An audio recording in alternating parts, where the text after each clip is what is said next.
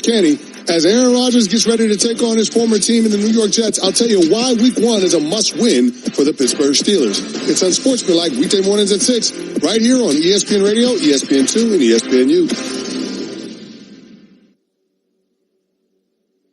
A Progressive Home and Auto Bundle can protect you round the clock, but we can't protect you from those painful moments in sports. Defense. The ref totally blew that call. Oh, I'm sure he'll make the right call next time. It's too late. It cost us the game. Well, it's just one game. That loss eliminated us from the playoffs. Oh, the playoffs are on so late. Now you'll be well rested. Okay, I need you to stop talking now. Well, at least your home and auto are protected with a bundle from Progressive. Progressive Casualty Insurance Company affiliates and other insurers, not available in all states or situations. This is Joe Budden. You and I make decisions every day, but on PrizePicks, being right can get you paid. So I'm here to make sure you don't miss any of the daily fantasy action this football season with PrizePicks, where it's good to be right. Download the PrizePicks app today and use code PLAYNOW to get $50 in site credits after you play your first $5. That's code PLAYNOW to get $50 in site credits after you play your first $5. PrizePicks. It's good to be right. Must be present in certain states. Visit prizepicks.com for restrictions and details. What's up, kiddos? Clinton Yates here, and coming up on Friday, we'll break down the Eagles-Cowboys matchup and get you set for a weekend full of football. It's Clinton and Friends at 10 a.m. Eastern on ESPN Radio and the ESPN app. The SEC on ABC heats up Saturday. This is what college football is. At 3:30, the 20th ranked Ole Miss Rebels head to Lexington to face the gritty Kentucky Wildcats, presented by Burger King. And in primetime, college football titans clash as Bryce Underwood and the number 15 Wolverines battle John Mateer and the 18th ranked Sooners on ABC Saturday Night Football, presented by Capital One. It's just what makes this sport so great. The SEC on ABC, Saturday at 3:30 and 7:30 p.m. Eastern, and streaming on the all-new ESPN app.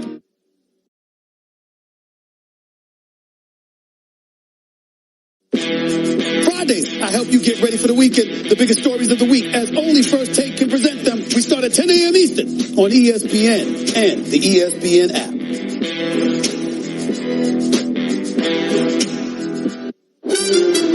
Monday Night Football returns as a few new faces take the field. The Minnesota Vikings begin a new era as quarterback J.J. McCarthy makes his first start. Let's kick it off. As Caleb Williams and the Bears debut with the new head coach Ben Johnson in an NFC showdown. So much anticipation. Vikings-Bears Monday at 8 p.m. Eastern on ABC and ESPN. Also available to stream on the all-new ESPN app.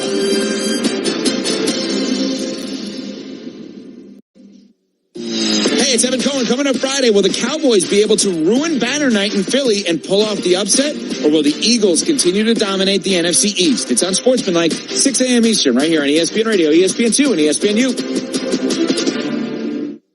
Hey, Paul, there's going to be Bevo on the grill and horns down all in Columbus all weekend, Paul. It's all going down.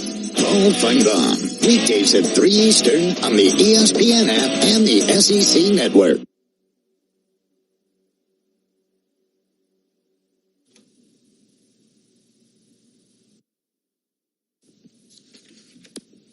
This is SportsCenter. I'm Christine Lisi. This is a big night in Philadelphia. The Eagles unveiling their second Super Bowl championship banner in 8 years. And then in 20 minutes, they'll kick off the 2025 NFL season versus the Cowboys. Eagles among the favorites to win another Lombardi trophy. They're a 7.5-point favorite tonight per ESPN bet.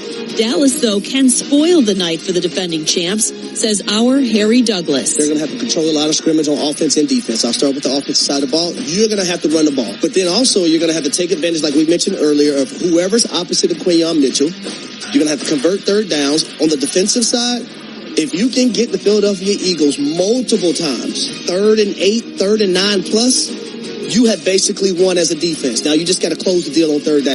Micah Parsons hasn't experienced any setbacks with his back injury after 3 practices, but the edge rusher says it is on the Packers to determine if he plays Sunday versus Detroit. Raiders receiver Amari Cooper's informed the team he intends to retire just days before Sunday's opener against the Patriots. Falcons receiver Darnell Mooney says he's a game-time decision versus the Buccaneers this week because of a right shoulder injury. Texans receiver Christian Kirk will miss at least Sunday's opener against the Rams, possibly longer, with a strained hamstring. North Carolina and first-year coach Bill Belichick have banned New England Patriots staff from accessing the Tar Heels program. Baseball, Paul Skeens, 7 strikeouts, 2 hits. Pirates lead the NL West, leading Dodgers 1-0 mid-5. LA's division lead is 2.5 on San Diego. Rays up 1-0 on the Guardians, top 2. Angels lead the Royals 3-0, bottom 1. Hey, this is Rich Eisen. On Friday's show, we'll recap the Eagles-Cowboys NFL season opener and preview the rest of Week 1 and what's more likely. That's on Friday's edition of The Rich Eisen Show on Disney+, the ESPN app, and ESPN Radio.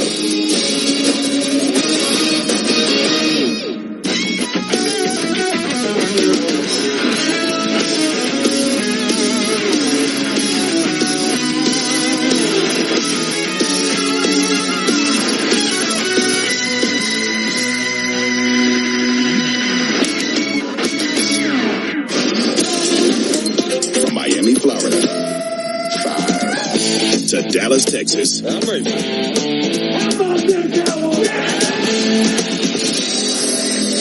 you, this is Amber and Ian on ESPN Radio, the ESPN app, and on SiriusXM Channel 80. We are just about 20 minutes away from the start of the 2025-2026 NFL season. And if you're looking to give mama a new pair of shoes or a new purse, pay attention to our next guest right here on Amber and Ian with Aaron Goldhammer. I'm Ian Fitzsimmons. You're on ESPN Radio, the ESPN app, SiriusXM Channel 80. And if you want to weigh in on any news from Amber and Ian, just hit us up on the Dr. Pepper call line at 888-729-3776. That's 888-729-ESPN. Lance Taylor from lanceslock.com.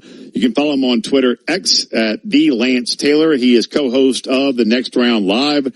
One of the better handicappers that we have met. Will be here every single Thursday. He's 2-0 so far on the young season. And LT joins us now to give you his thoughts on, well, Cowboys and Eagles and then some college football picks. LT, all right, look, man, we're under 20 minutes. Cowboys started out at catching 6.5. Now Philly is 8 to 8.5 on ESPN bet, depending on it's fluctuating. Where are you going tonight, boss? Where's your money? You know, I am going to play, and I know people are going to be a little surprised, and maybe this is just because everybody's got Cowboys on their mind with the Netflix documentary and Jerry talking about drama. Cowboys completely dominated. They lost the combined matchups last year, 75-13, 34-6 in Dallas, 41-7 in Philly, with, by the way, Kenny Pickett quarterbacking that game. Cowboys defense, without Mike, I don't know how it can get worse, Ian. They gave up 27.5 points per game in 2024, 31st in the NFL. I've got the Cowboys in this spot. I do think offensively, with a healthy Dak, you know, I'm a little questionable about what they're going to do with this running back committee with Javonte Williams and Miles Sanders and Jaden Blue. But when you get a compliment like George Pickens to CeeDee Lamb and a healthy Dak Prescott, I think they're going to be able to put up some points, even on the second best scoring defense in the NFL last year. Your defending Super Bowl champions, Philadelphia Eagles, Brian Schottenheimer in Week 1 keeps this one closer than most think. And I'm taking the Cowboys right now where I'm shopping at ESPN bet 8.5. LT, I'm with you, man. And normally you and I don't agree a lot, but we're two old bookies. I mean, I'm with you. The public also is hammering Philadelphia right now. How much does that play into what you're describing right now? Well, it seems too easy, right? But, you know, you start to look around. First of all, NFL, and it's not for layman's. Almost all these games come down to one possession. I mean, there's two numbers right now that are ticking a little bit above that, with the Eagles hosting the Cowboys, and then Denver, one of the best defenses in football, hosting a rookie in his first start, Cam Ward, and the Tennessee Titans. So I just think this number is overinflated. The simple fact that the Cowboys were so bad in division last year, so bad against the Eagles, and this is your defending Super Bowl champions. You've got a new play caller, Kellen Moore, now your head coach for the New Orleans Saints, and Kevin Patullo takes over as the new OC here. So I don't think things will be much different. But I just got a sneaky feeling the Cowboys keep this one really close. For people, just to peel back the layer of the onion here, right? Do you look at what the public is playing versus just being a pure contrarian? So here's what I do, and I'm not going to go into my system altogether, but I will take games that, first blush, when the numbers come out, I get so excited. College football, they'll hit during the 3:00 Central Time games during the NFL. Those first numbers will start trickling out, and I go through those and get my initial blush of what I like. But if I like something a lot and the public is completely against it, that's when I always take a look at the public money. Yeah. Right now I'm looking at the public money. It's about 62% of tickets are on the Eagles, and I'm seeing 62% of cash is on the Eagles. So it's pretty even split right there. But that's a big percentage when you're talking about division rivals and the weapons the Cowboys have. But, yeah, I do, as a contrarian, where the money goes does play into it because, look, simple logic. We know that Las Vegas, every time I go out there, I just can't imagine some of the things that I see. And I think they've got now in the Sphere, you can go see the classic Wizard of Oz. And it's like so technical, like they say that apples drop on you and you feel rain and you can smell and feel the tornado. So like Vegas has got unlimited money, and it's because of all of our dumbasses drinking and gambling and losing all that money. He is not a dumbass. He is one of the best handicappers I've ever known in my life. You check him out at lanceslock.com.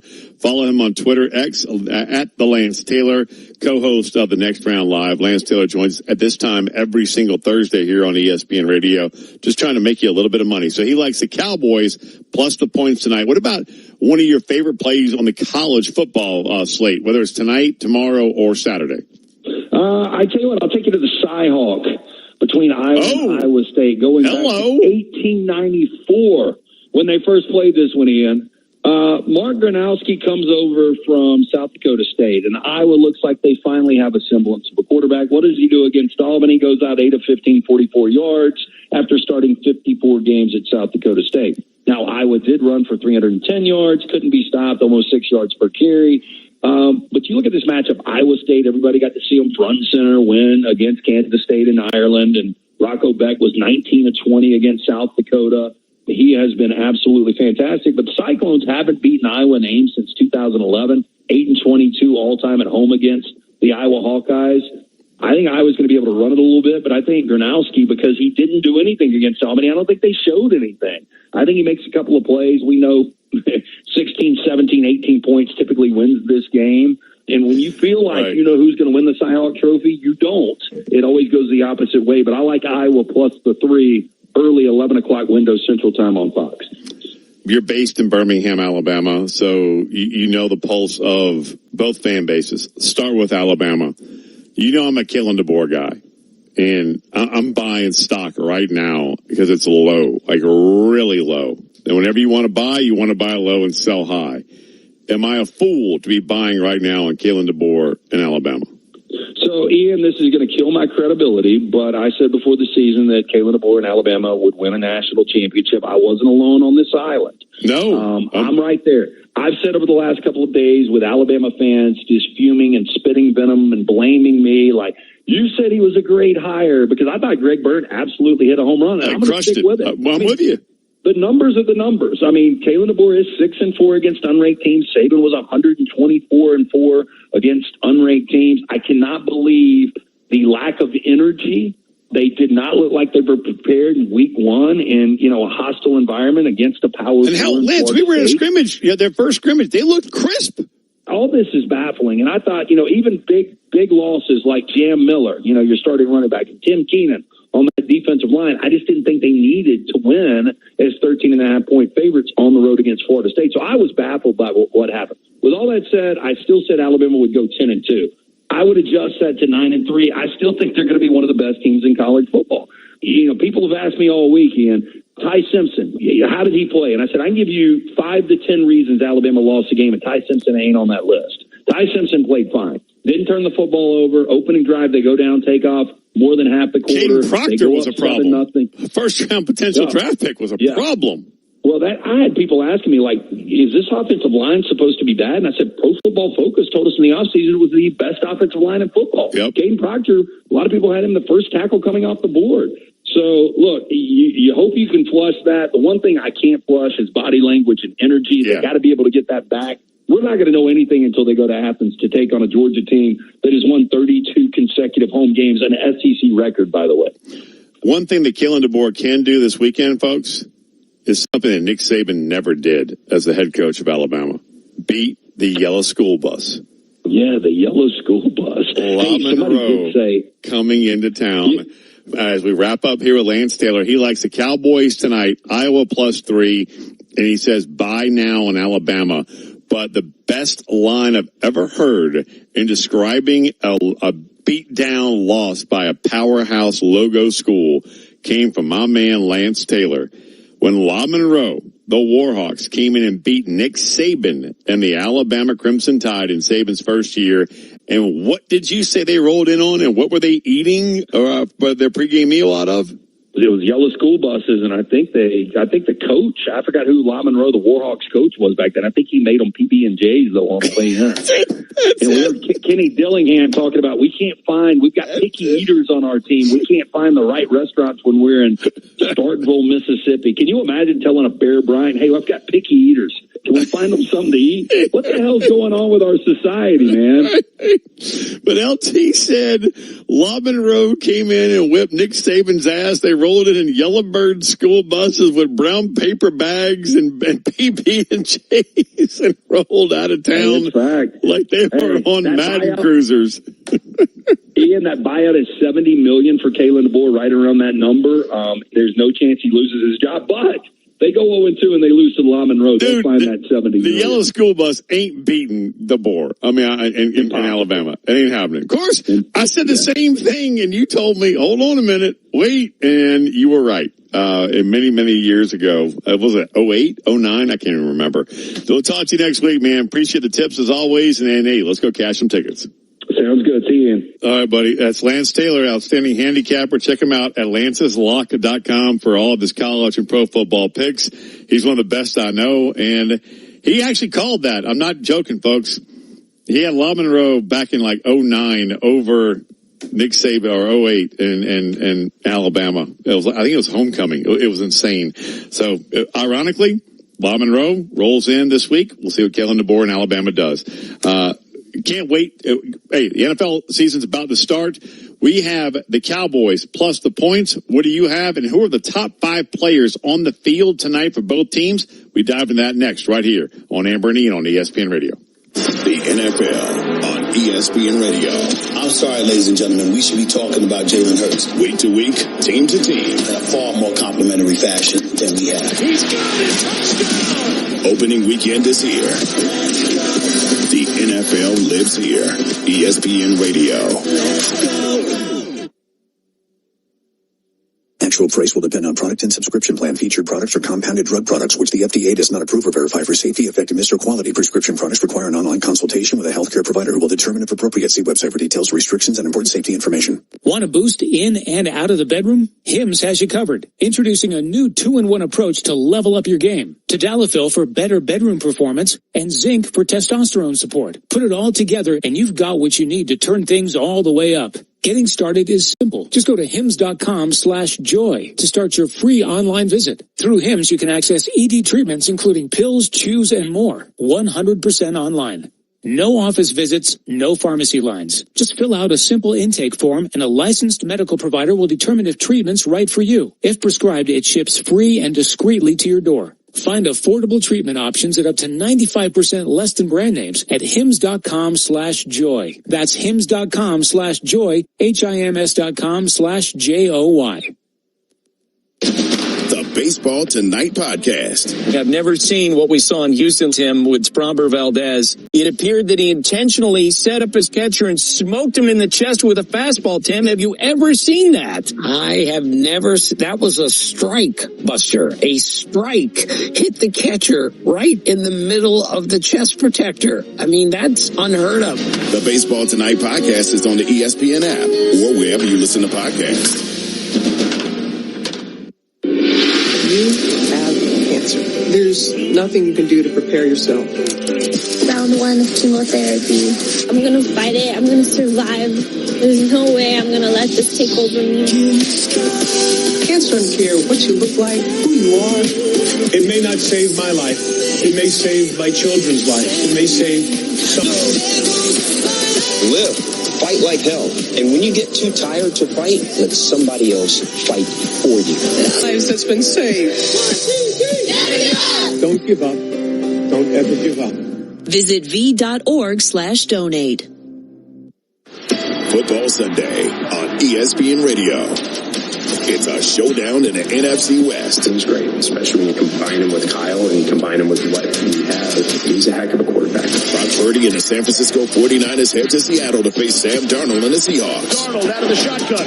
Takes a snap, brings some pressure. Throw to the left. Touchdown! The 49ers at the Seahawks. Coverage begins Sunday at 4 Eastern on ESPN Radio.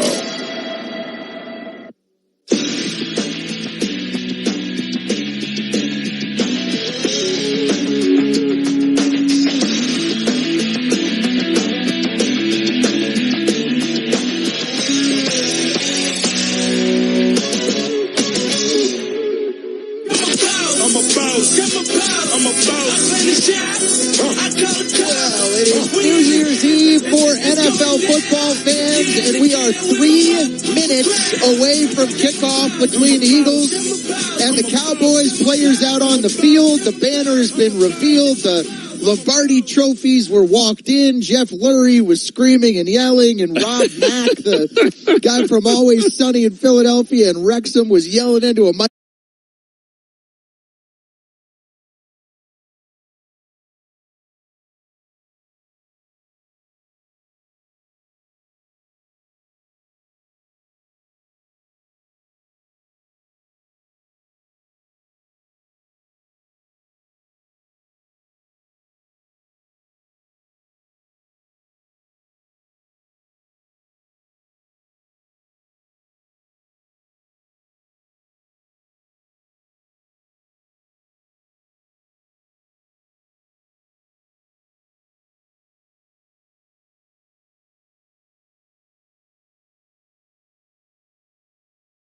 Batteries deliver unmatched power for light to heavy-duty jobs while collecting data insights to help you make more informed decisions, control costs, and find tools faster. Neuron, one cordless platform for all. Hey, Cowboys fans. Cheer on your team in style all season long with the Dallas Cowboys-inspired jewelry collection from Kendra Scott. Loved by America's team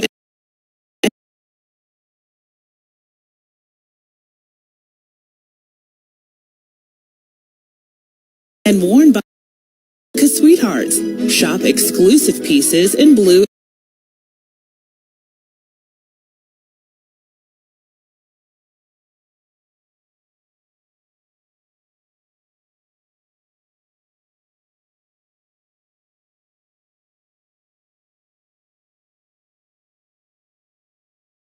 experiences.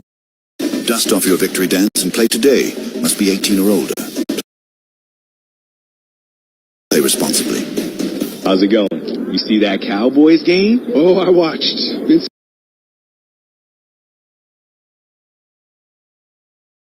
seeing some good things. Totally. They have some talent. Yup, some great talent. And they got some fight. Hoping this is the year. Me too. Oh, I'm Cody, by the way. I'm Travis. Nice to meet you, Travis. Go Cowboys. Go Cowboys!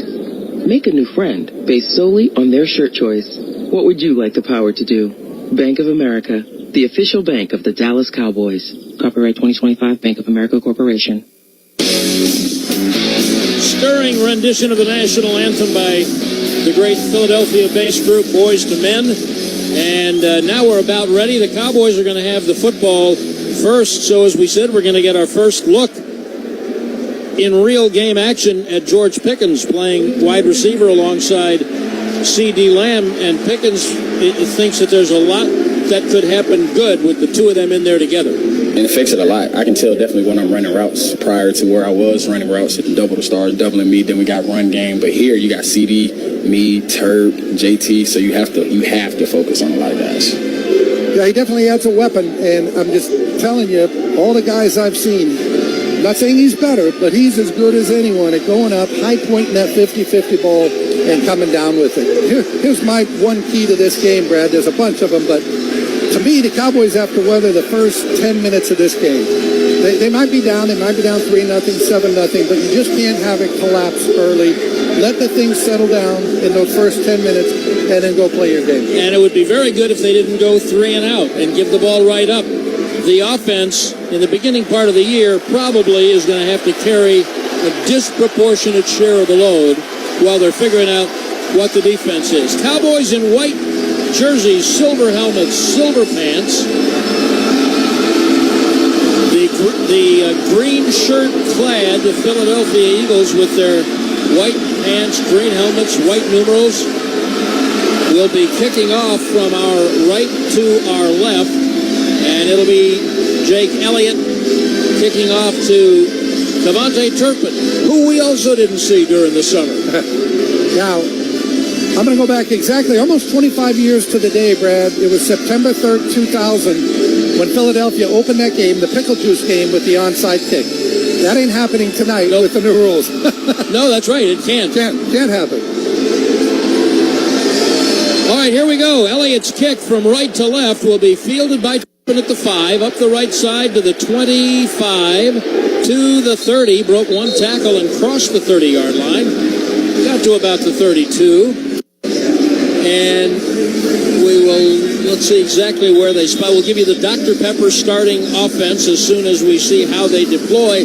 But we do know Dak Prescott's the quarterback, and Javonte Williams is the running back. You got an injured player here, so it's going to be injured Philadelphia Eagle. There's a Philadelphia Eagle injured on the kickoff, which nobody wants.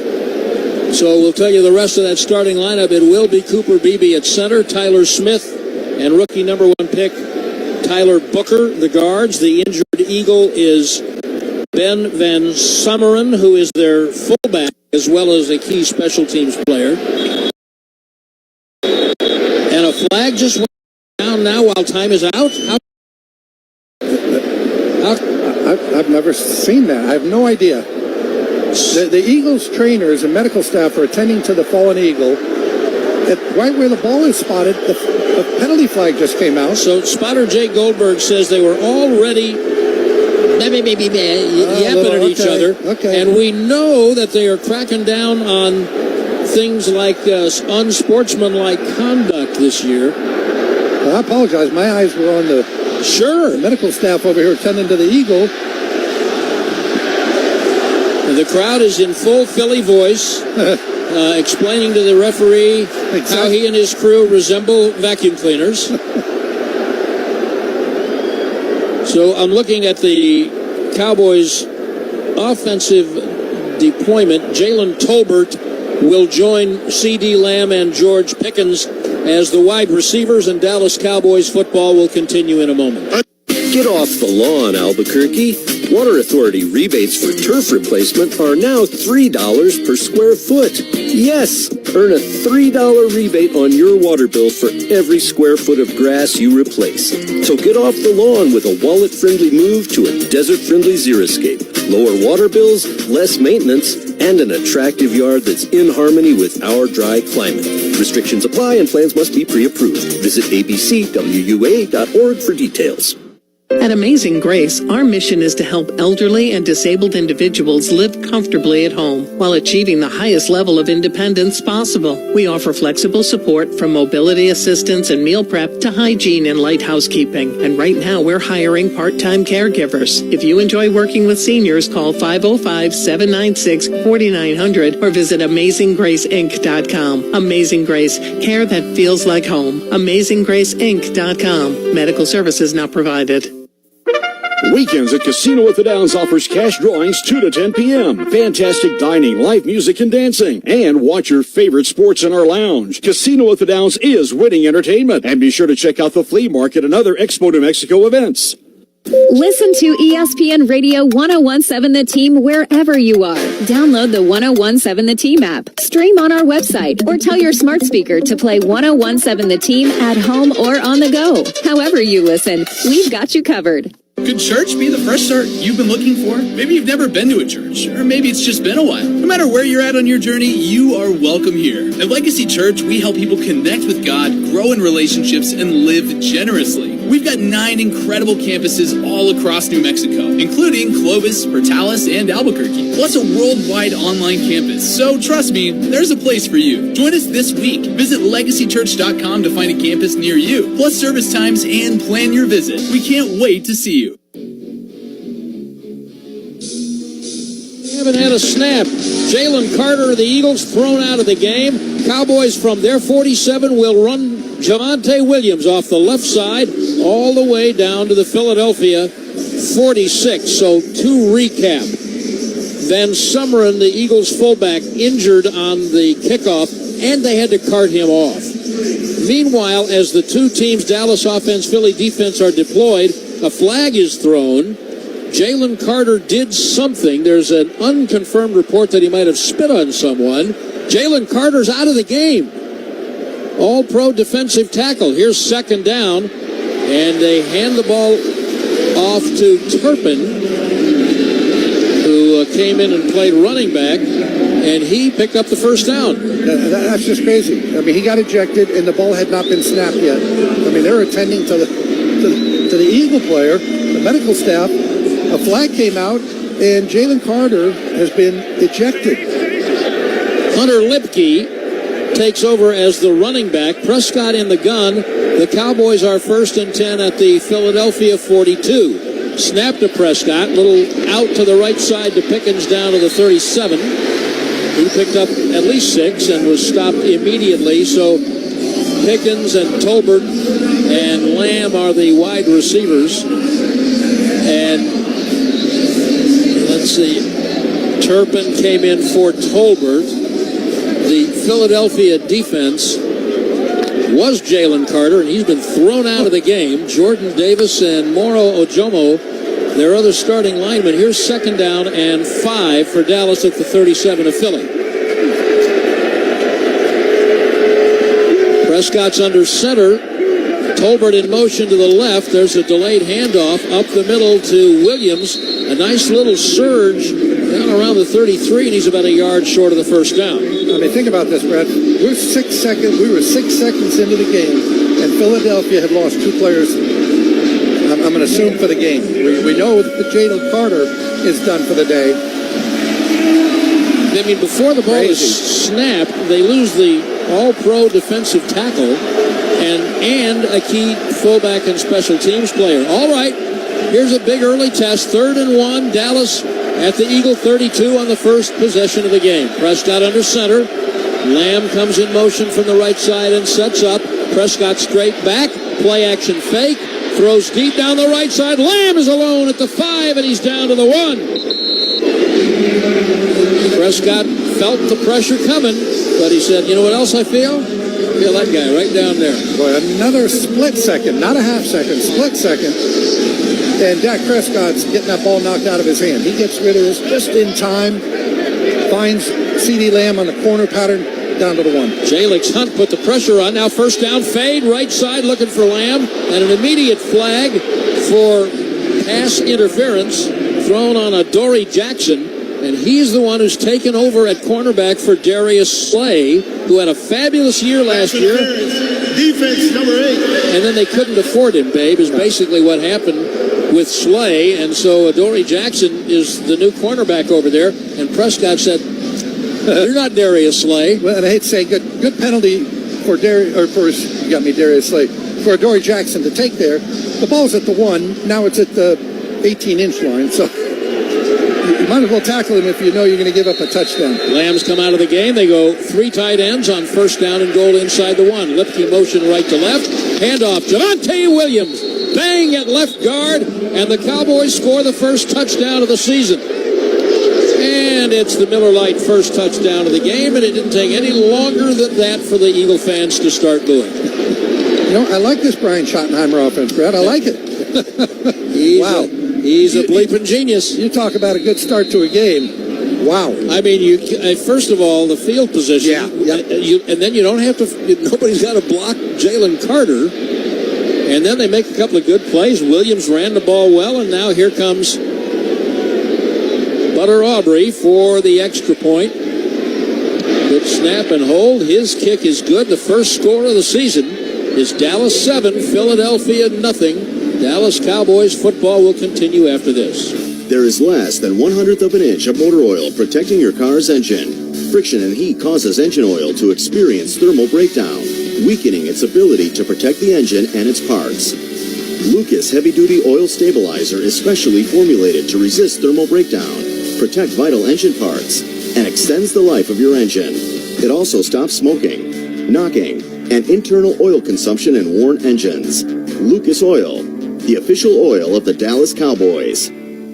Are you a Cowboys super fan? The search is on for the 2025 Fan of the Year, presented by Captain Morgan. Now through September 29th, nominate extraordinary fans, dynamic duos, and game changers who rep the Cowboys with pride and turn every game day into an unforgettable adventure. You could be sent to Super Bowl 60. Enter to win at NFL.com/Fan of the Year today. Just listen with Alltech Lansing. Perfecting sound since 1927. Shop tailgate speakers now at alltechlansing.com/Cowboys. Cowboys fans, SeatGeek is the only primary ticketing partner of America's team and here to help you experience all the action this season. SeatGeek makes it easy to find the perfect seats to the perfect game, so you can be part of all the touchdown celebrations and momentum-shifting takeaways this season. Whether you're getting tickets to Cowboys games or to any other live event in DFW, SeatGeek is the place to do it. SeatGeek is the official primary ticketing partner of the Dallas Cowboys. SeatGeek. Miller Lite, the legendary light beer. The originator, the inventor. If this beer could talk, it'd tell stories about that one time, that night, that one guy, that one gal. Writing a story 50 years long and 50 million friends wide. Because legendary stories start with a light. Here's to 50 years of Miller Time. Celebrate responsibly. 2025 Miller Brewing Company, Milwaukee, Wisconsin. The Dallas Cowboys and Tequila Herradura know the difference between great and extraordinary. Great is making the playoffs. Extraordinary is doing it 36 times. So when you toast America's most extraordinary team, choose the world's most extraordinary tequila. Tequila Herradura. Extraordinary awaits. The first possession of the game in what Babe described as the flawless Brian Schottenheimer offense. 53 yards in 6 plays in 3:11. Javonte Williams with the 1-yard run set up by the pass to Lamb. Now Aubrey kicks off. And it will go into the end zone over the head of the running back, Will Shipley. And that will come out to the 35 on the touchback. And we have another flag. Why should we not? It's back upfield at the 45-yard line of the Eagles.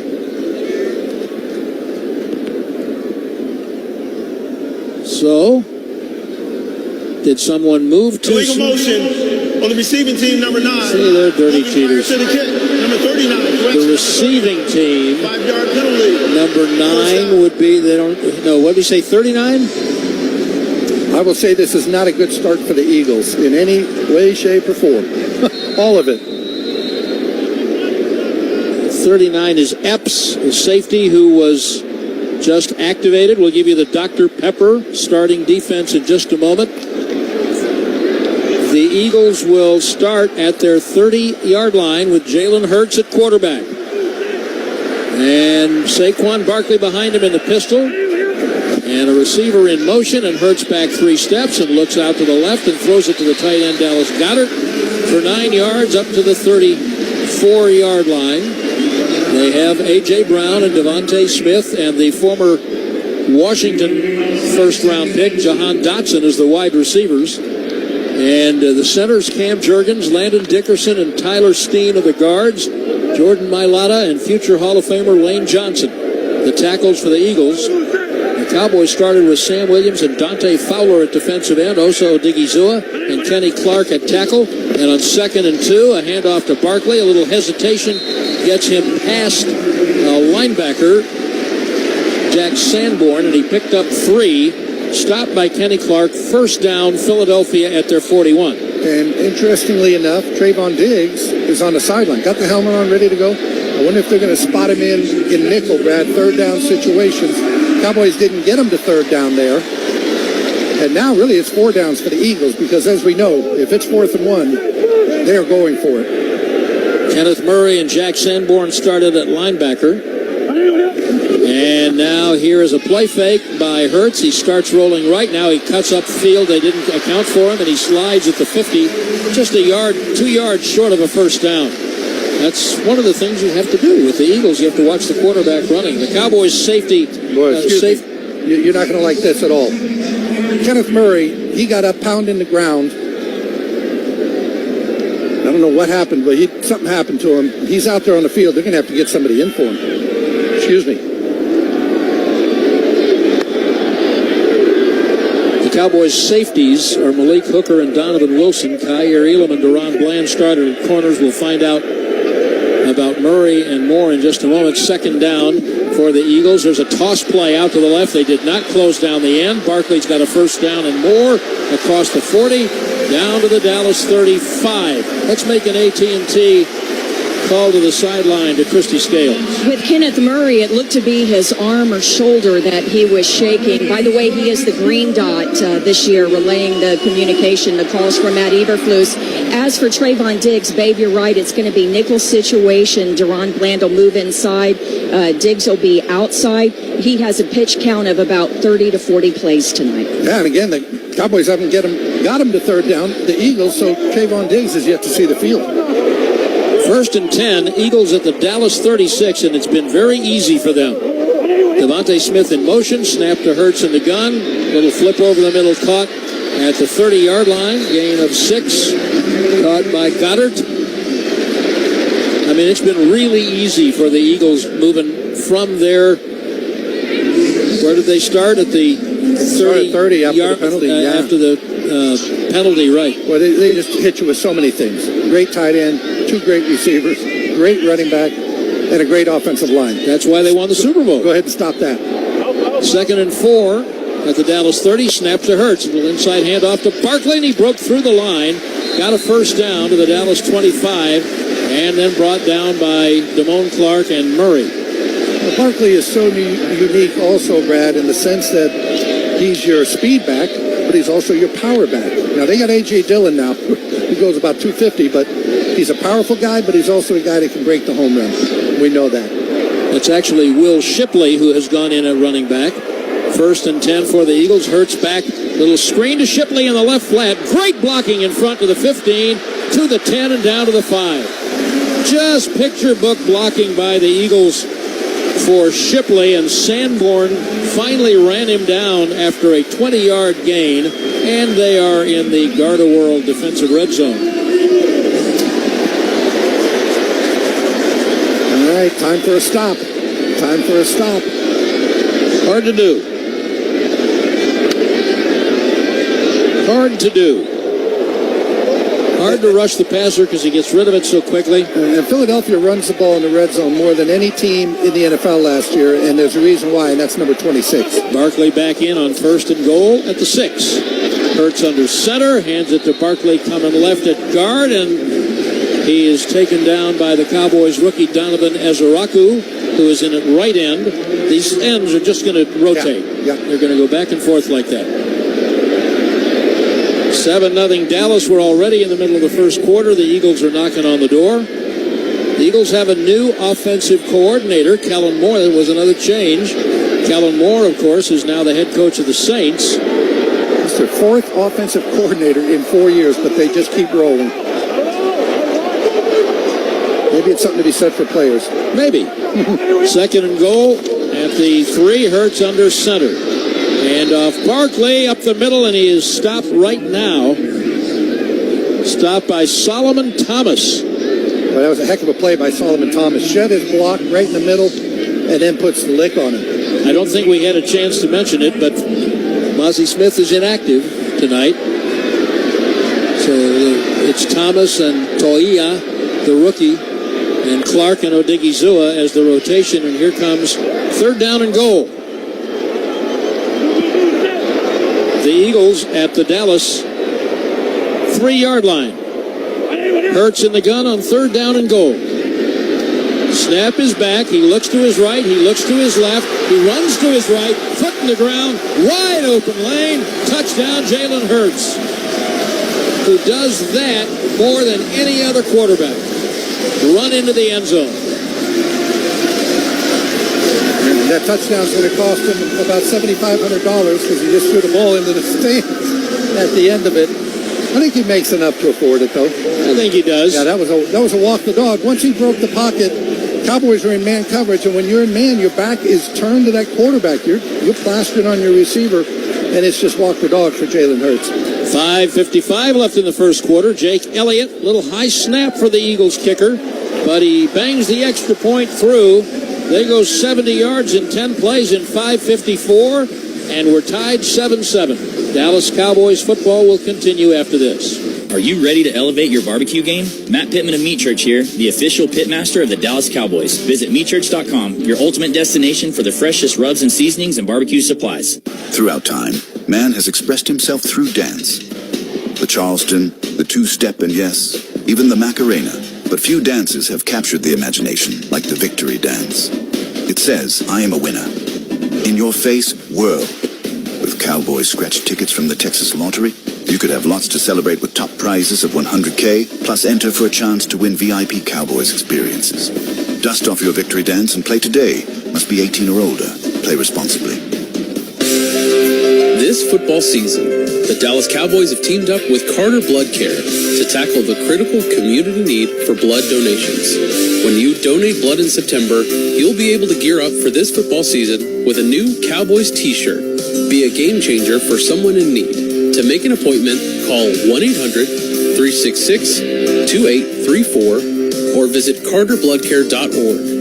Visit carterbloodcare.org today to help save lives. Why choose a Sleep Number smart bed? Can I make my site softer? Can I make my site firmer? Can we sleep cooler? Sleep Number does that. Cools up to 8 times faster and lets you choose your ideal comfort on either side. Your Sleep Number setting. Smart beds start at $9.99. Prices higher in Alaska and Hawaii. All Sleep Number smart beds offer temperature solutions for your best sleep. Check it out at a Sleep Number store or sleepnumber.com today. Official sleep and wellness partner of the Dallas Cowboys. At Batteries Plus, we don't just sell batteries, we recycle them too. So don't toss your old ones. They're packed with critical materials we can reuse. Come in and recycle old lithium batteries found in your power tools, power banks, wearables, and small electronics. You'll score a chance to win Cowboys tickets, a VIP experience, and more. Join America's team and recycle with Batteries Plus, the official battery recycling partner of the Dallas Cowboys. Batteries Plus, the experts in charge.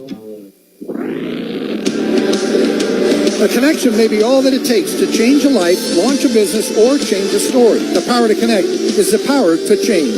AT&T. Connecting changes everything. 5:55 remaining here in the first quarter at Lincoln Financial Field.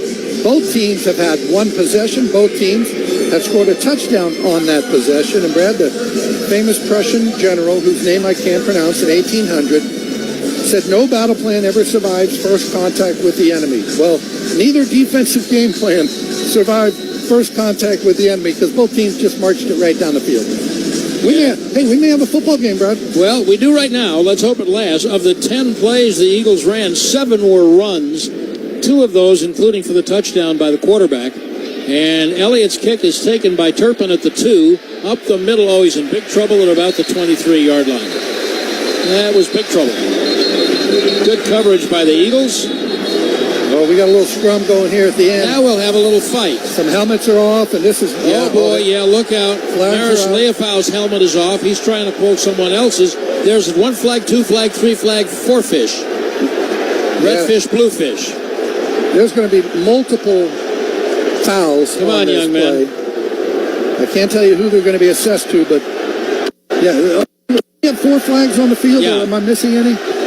I see 4. But a couple of those were separate infractions, no doubt. The first flags came out, the scrum continued, more flags came out when that happened. Well, the Eagles lost their composure, or at least Jalen Carter did, on the first play before scrimmage, after the kickoff, when he did something egregious enough to get himself thrown out of the game. Now the chippiness continues with each team having scored. It's going to be a tough game to officiate. I mean that. Yeah, we're looking. Leofau had his helmet pulled off by Cooper DeJean. So that appears to be the first violation. And then Leofau grabs DeJean. And then Leofau said, hey. There's two personal fouls on the play, both against Dallas. Personal foul, unnecessary roughness. Receiving team, number 35 and number 14. Half the distance penalty. Well, first down. One is on Leofau. And it looked like, I think Marquise Bell, I think he said 14. The crowd was so loud. Yeah. But how is there not a foul for 14? Yep, Marquise Bell. How is there not a foul for DeJean pulling Leofau's helmet off? I would say, come on, those guys did something over there. All right, well, so now the Cowboys, after having a short field, have a long field. They'll start at their 12 after 2 penalties, and those are the things you cannot have, especially on the road against what might be a better team. Well, by the same token, I'm just going to say you don't want to come in here and let Philadelphia think they're going to intimidate you. And the coach tells them to compete every day, so they're competing. First down from the 15, and the first play will be a handoff to Javonte Williams.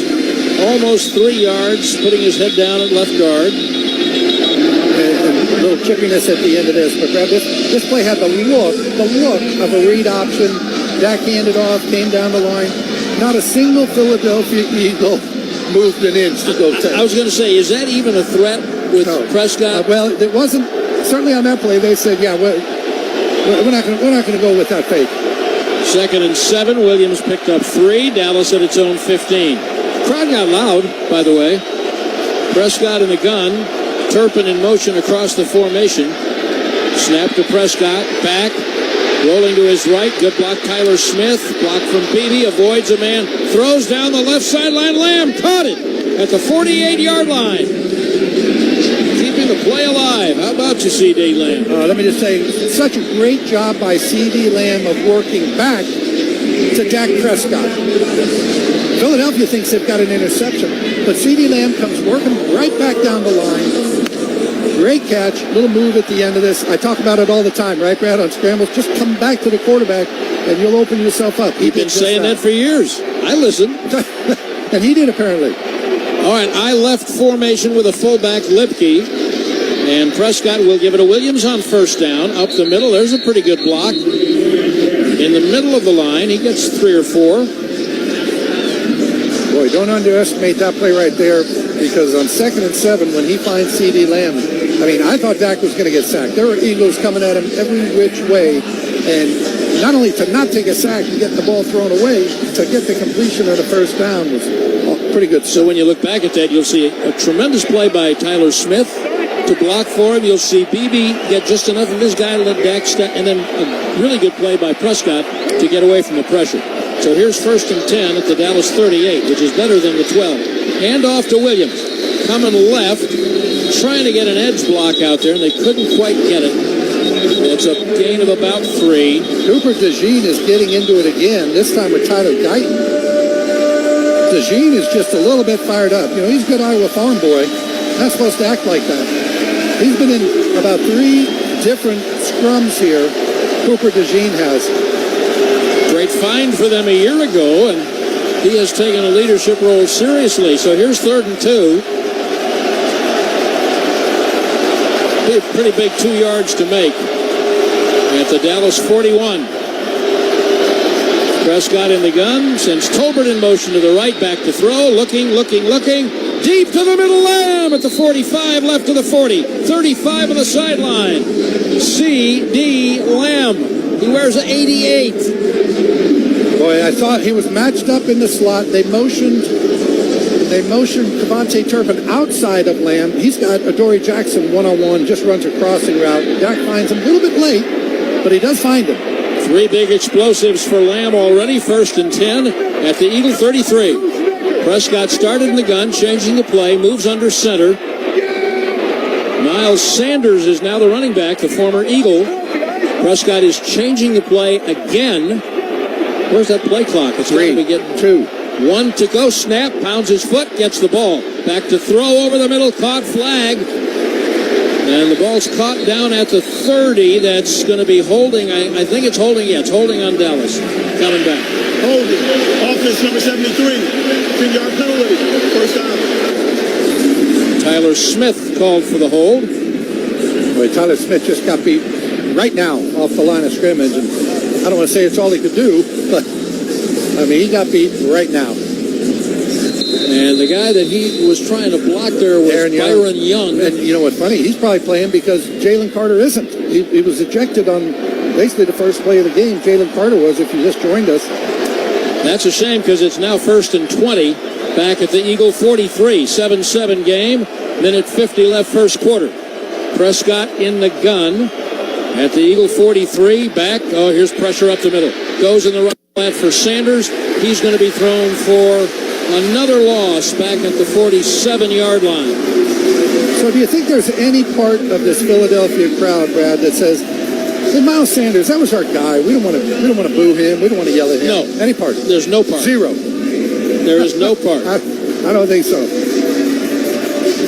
That was real bad pressure up the middle, and it allowed the Eagles linebacker Zach Bond to make the stop. Joshua Uche, former Chief, had the pressure, and now it is 2nd and 23. Getting to field goal range now. Minute left in the first quarter. Prescott in the gun. 4-man rush with a twist. Deep ball down the right side for Pickens. Push shove. Pickens caught the ball. No, he didn't. No, he didn't, but there is a flag. Pickens was getting grabbed and pulled and yanked. I was waiting for that flag to come out. Finally, the pass interference. Defense number 27. We can't hear Sean Smith. Yeah, finally that back judge, who was the guy in the middle of the field, basically under the goalpost, he throws the flag. I don't want to say late. As long as you throw it, But we're looking at a replay, and Quinyon Mitchell had a handful of Pickens' shirt right at the breastplate. I was waiting for the flag to come out, and waiting, and finally it did. Boy, hey, you overcome a 2nd and 23. It's going to be your night. First down in the red zone at the 13. Play fake, bootleg to the left. Prescott rolling and looking and thrown in the end zone, incomplete. He wanted Tolbert. He was followed by Mitchell. This kills me, Brad, because Jalen Tolbert is going right to left across basically the back of the end zone as Prescott's rolling left, and he's got his hand up. His right hand is up like, hey, I'm over here. I want to say, we know where you are. We designed the play. We know exactly where you're going to be. All you're doing is slowing yourself down. I call it the mailbox, right? You got mail, you put that flag, the mailbox thing up to let the mail carrier know I got mail you got to take with you. No, run your route. Prescott's mobile enough to move like that. 2nd down and 10, and they'll run an inside handoff to Javonte Williams. Nice run as he plows up the middle. He's got a first down. Javonte Williams looking like he did as a Bronco rookie in 21 when he had 900 yards despite only starting one game. And they're going to go quickly with 25 seconds in the quarter, 1st and goal. At the 2, Prescott under center. Williams behind him. Slot on the left. Lamb on the right. Looks like single coverage there. Under center, Prescott 1st and goal. He's changing the play. 7, 6, 5. They're not going to snap this before the clock runs out. And after Williams' 11-yard run got him to the 1, the Cowboys will move to the other end of the field. I think you were right, Babe Laufenberg. I think we've got a football game. At the end of 1, Dallas knocking on the door, tied with Philadelphia 7-7. Dallas Cowboys football will continue. Welcome back. Let's take a look at some of today's key players. Beer. Easy to drink, easier to lose count. Beer can still do some serious damage to the team. I think the only play here is to get a designated driver. Absolutely. Be a winner and only drive sober.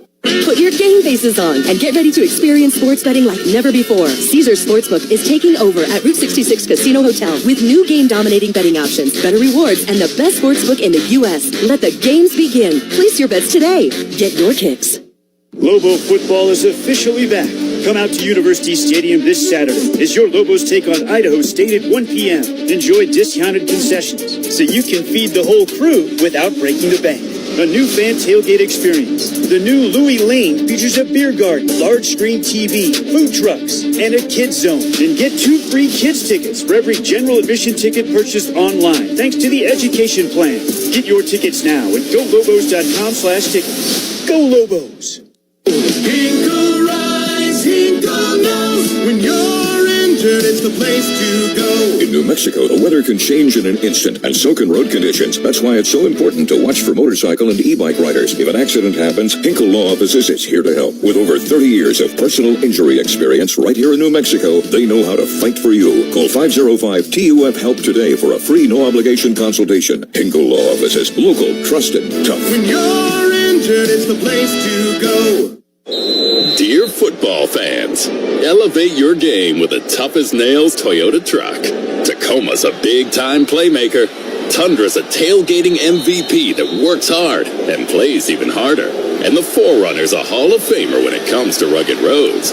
Visit Toyota.com to learn more, or check out your local Toyota dealership today. Toyota, let's go places. Visit your Albuquerque Santa Fe Toyota dealer today. Toyota, let's go places.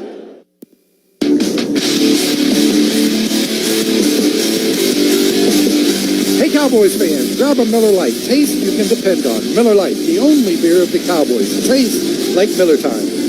Welcome back to Lincoln Financial Field in Philadelphia. The rain appears to have stopped and gone away. We've actually got a kind of a pleasant night. It's 72 degrees, and the Cowboys appear to have an offense.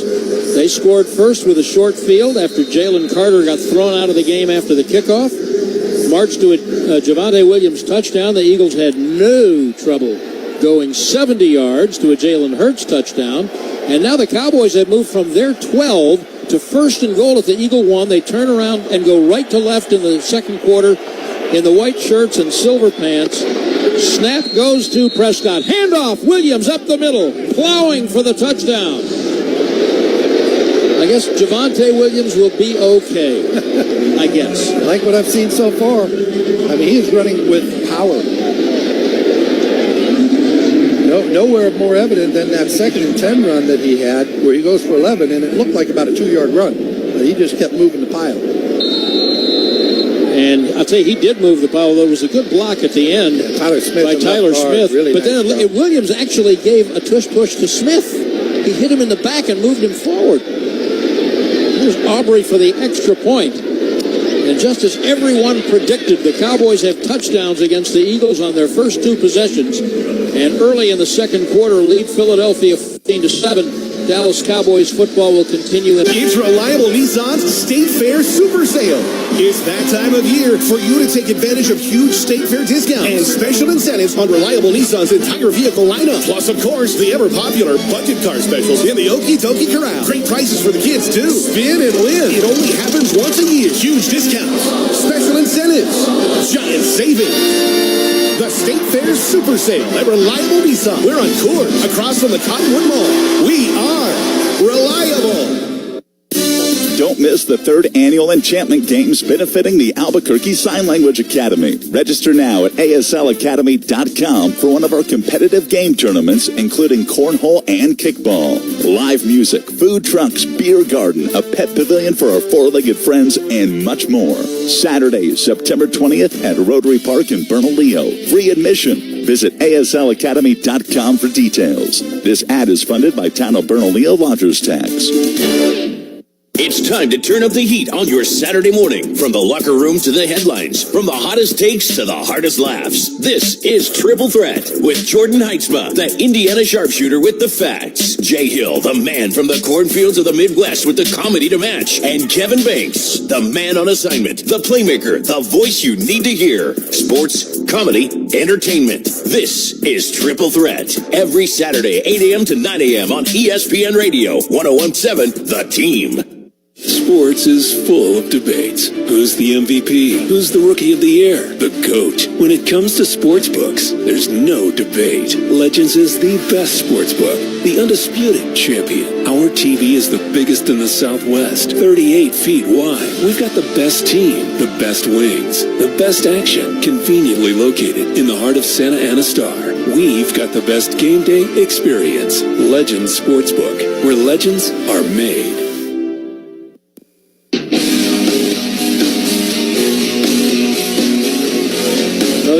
returns are the Cowboys might have a running game, and Javonte Williams, after fighting injury for a couple of years, thinks he's got something to prove. Sure, I feel like I got a whole lot to prove. Just being me, just going out there making plays, and just doing the small things right. I feel like people get it mixed up sometimes. I feel like you just got to do everything on one play, but I mean, it's consistency. You just got to keep doing it over and over again. Well, we're 15 minutes into this ball game, and he's proved it to me. You're right. Wow. I mean, he looks good. All right, now let's see if Matt Eberflus and his defensive staff can design something to make the Eagles look at least like they're breaking a sweat. Here's Aubrey's kick from right to left, and over the head of Dillon, and on one hop through the back of the end zone, and they will give up another touchback. After we pause 10 seconds for station identification on the Dallas Cowboys radio network.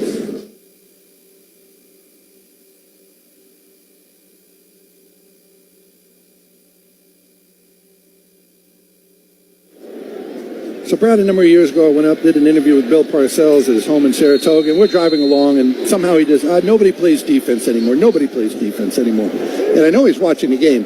We've had 3 possessions tonight, and we've had 3 touchdowns. Nobody plays defense anymore. What by Philadelphia? All right, the Eagles left to right in the green shirts and white pants at the 35. They run Barkley, bumps into a stack, runs outside around that, picks up 6, up across the 40-yard line before he is run down by Kenny Clark and Odigizua. Now, Duran Bland will not get a credit for the tackle, but he did what he had to do there because he jumped outside of Barkley, forced him back up inside. Now, yes, he picked up 6 yards, but when he goes for 60 is when that corner bounces inside and Barkley comes outside of you, and then it's up to the sideline, and you're not going to win that race with him. And Trayvon Diggs is in the game for the first time, playing heads up on the receiver split far to the right, 2nd and 4.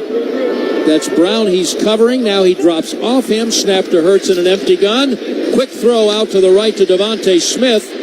Covered by Murray, the linebacker. That's a mismatch, and Smith caught it. Then Murray caught up to him and tackled him for about a 6-yard gain and a first down at the Philadelphia 47. One thing the Cowboys have not done, they've not come up and pressed, nor would I, by the way, come up, play that challenge, man-to-man, safety in the middle of the field on these wide receivers. It's all been off coverage, which is good. Keep everything in front of you. 14-7 Dallas. Eagles' second possession of the game. Cowboys only let them have it one. That's a good thing. Don't let them have the ball. Now Hurts out of the gun, hands it to Barkley. 2 men swing and miss in the backfield, and Barkley picks up 5. That is the greatness of Saquon Barkley.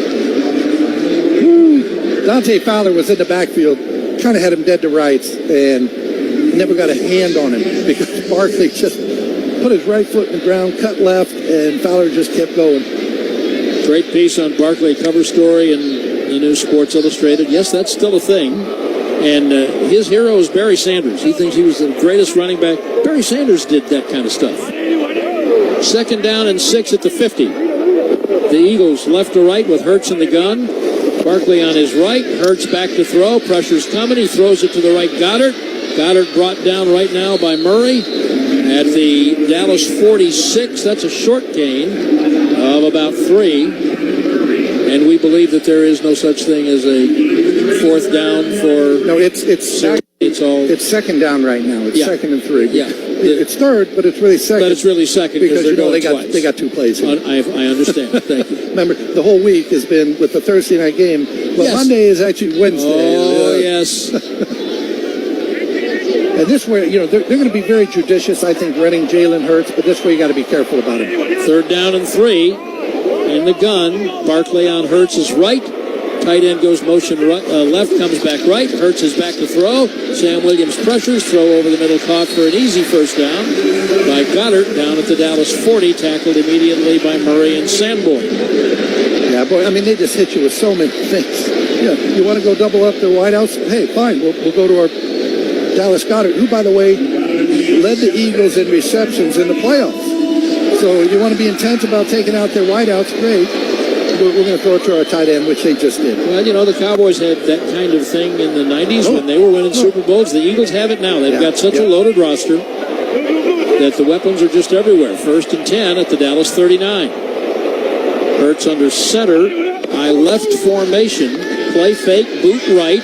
Stops and looks. Checks it down on the sideline at the 38 to the third tight end, Kylan Branson. And he is eased out of bounds by co-captain Donovan Wilson. The funny thing about the Philadelphia offense also is Devonta Smith, we know, big play guy. A.J. Brown, big play guy. And you're so concerned about taking away the deep ball. A.J. Brown concerns me on the slant because he is such a big body, so strong. He catches that little 8-yard slant, and you have a hard time getting him to the ground. That was only a 1-yard gain to the Dallas 38. 2nd and 9. Hurts in the gun. Back is on his left. Tight end is on the right. Hurts is back, standing, looking. Little pressure, flushed out to his left. Nobody on the edge. He runs to the 40, 35, 30, and slides with a first down. You must have an edge container. Yeah, it's just so funny because I'm talking about the wideouts, we're talking about Saquon, we're talking about the tight end, and now you got to deal with this. The guy drops back, you do great job in coverage, and then he says, yeah, it's great, I'll just run for the first down. Now look at the replay, and you see Jordan Mailata grabs a hold of Ezraku like he's his little brother. He said, you just scoot over here. Ezraku said, are you sure he didn't hold me? When you weigh 365 like Mailata does, everyone's your little brother. At the 29 of Dallas, 1st and 10. There's a handoff to Barkley coming outside right. Pretty well played. Pretty well played. They hold him to a 4-yard gain. Right. Hooker and Damone Clark and Nealon. Damone Clark drawing rays. Damone Clark's a guy who this coaching staff has completely turned his career around. The last coaching staff last year, they just didn't have any use for him. They didn't think he could play or couldn't play what they wanted. And Eberflus and the linebacker coach Dave Borgonzi, they said, oh, we love him. And he looks more like the player that was at LSU before his injury than he has in years. 2nd down, about 5 at the Dallas 25. Hurts with a handoff to Shipley up the middle. And that won't go anywhere. Several white shirts said, excuse me, you're not Saquon Barkley. Have a seat, sir. I always say, if I'm the play caller, I sit there and I turn and I look and I see 26, and I'm like, why are you standing next to me? I mean, obviously they spell him in and out and all that, but yeah, we've had that conversation about guys before. You say you got to give him a rest, and then you look up and I don't want you here, I want you there. 10th play of the Eagle drive on 3rd and 5 at the 24. This will be a fairly big play. Cowboys up 14-7 second quarter. Hurts in the gun, back to throw. They keep the pressure off him. Now he's rushed, now up the middle, and he avoids pressure, and he runs for a first down at the 20, to the 10, and slides.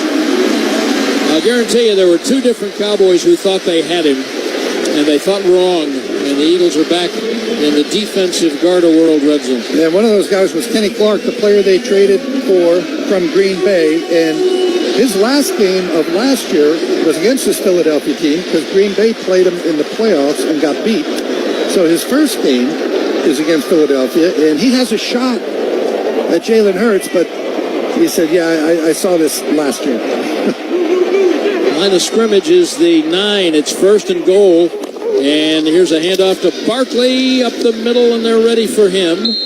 Held him to 1 yard at the 8. And I've said it a million times, Brad, but those 9 yards are really tough when you get down here as an offense. You know, goal to go from the 6, the 5, whatever, great, but those 9 feel like about 20 when you get into this restricted zone. And here comes Trayvon Diggs back in, so they're saying, hey, we're not going to... You almost have to play man down here at the goal line to stop the run, to allocate enough players. So Diggs came on to go out and play some man-to-man coverage. 7:10 left in the first half. The Eagles are 2nd down and goal at the 8. Hurts in the gun.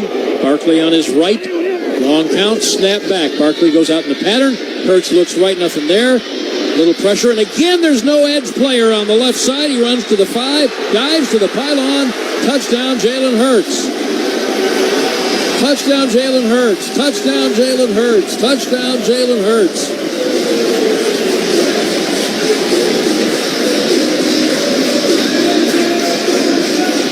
Now there's a little jawing going on between Diggs and Hurts as they come back. I don't know what that's all about. Teammates at one time, right? At Alabama. I think so. I mean, the Cowboys are doing a poor job of setting an edge and maintaining it, and that said the Eagles are really, really good at that. So Hurts has killed him twice. And Jake Elliott for the extra point. Kick is up. Game is tied with 6:46 left in the half. It's 14-14. Dallas Cowboys football will continue after this. Football is a team sport. Every inch of gridiron gain from the line of scrimmage to the painted end zone relies on many heads, hands, and hearts working together. It's the same with healthcare. You need the right support, the right access, the right solution, when and where you need it.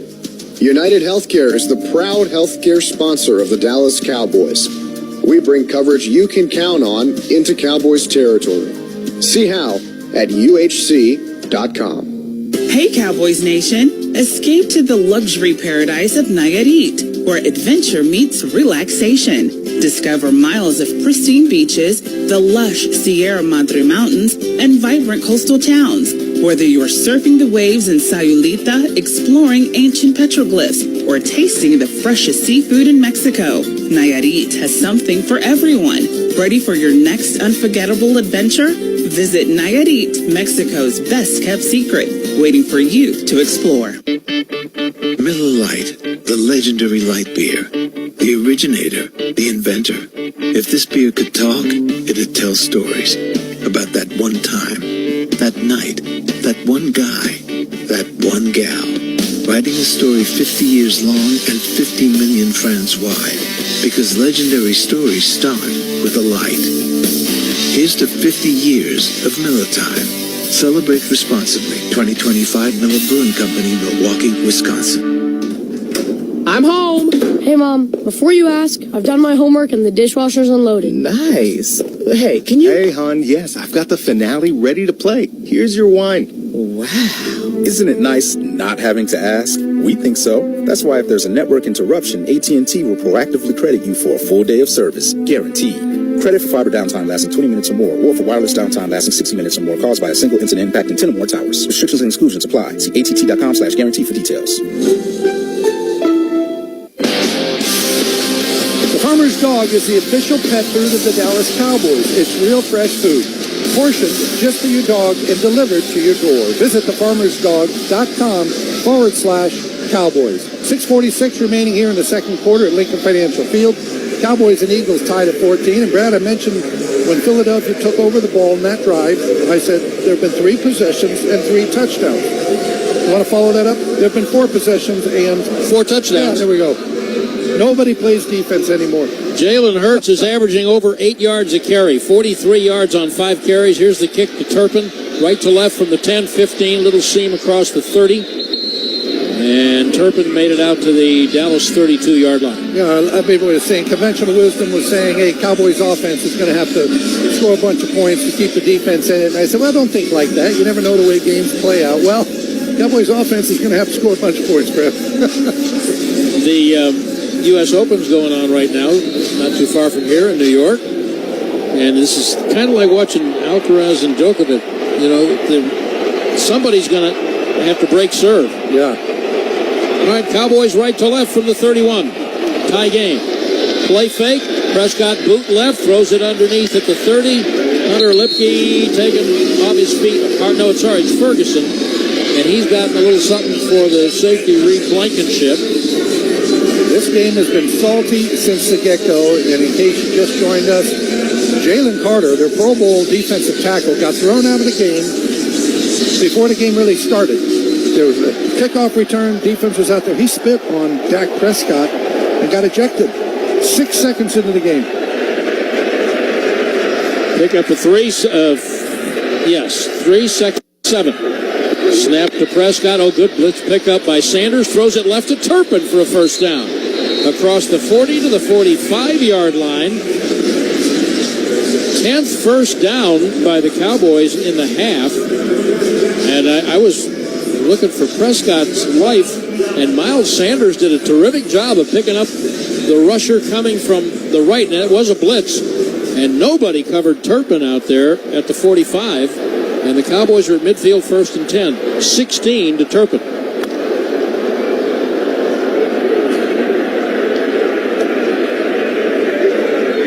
moving half.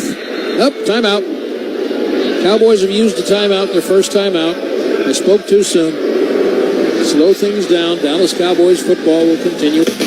Saturday at 7, it's your New Mexico United on the road taking on San Antonio FC. United is back on the road as they travel to the Alamo to take on 4th place San Antonio FC. It's about 40 out. Wasn't cleared properly. Shot. Takes a deflection. Saved. Because it was misdirected. It was a good save by Tabakis. Join Adam Deal and Andy Hageman at 5:30 with the pre-match and the kickoff at 6:30. New Mexico United, San Antonio FC on your home for United. ESPN Radio 101.7 The Team. Calling all collectors. All In Autographs is your go-to spot for the hottest memorabilia in New Mexico. Sports, music, movies, and more. Signed jerseys, helmets, trading cards, movie photos, you name it, they've got it. Celebrate legends and own a piece of history at All In Autographs. Visit allinautographs.com or stop by on Wyoming just south of Manal. Come in today and find your new treasure. All In Autographs. Remember the great. Celebrate the legacy. I'm Aaron Jones. I'm the president and CEO of International Protective Service, better known as IPS. International Protective Service, or IPS, is the very best security investigations firm in New Mexico and the southwestern United States. We utilize the very best from law enforcement, the United States military, and true security professionals from all over the world. IPS, providing peace of mind in an ever-changing world. Call International Protective Service today at 505-897-2420 or visit us on the web at internationalprotectiveservice.com.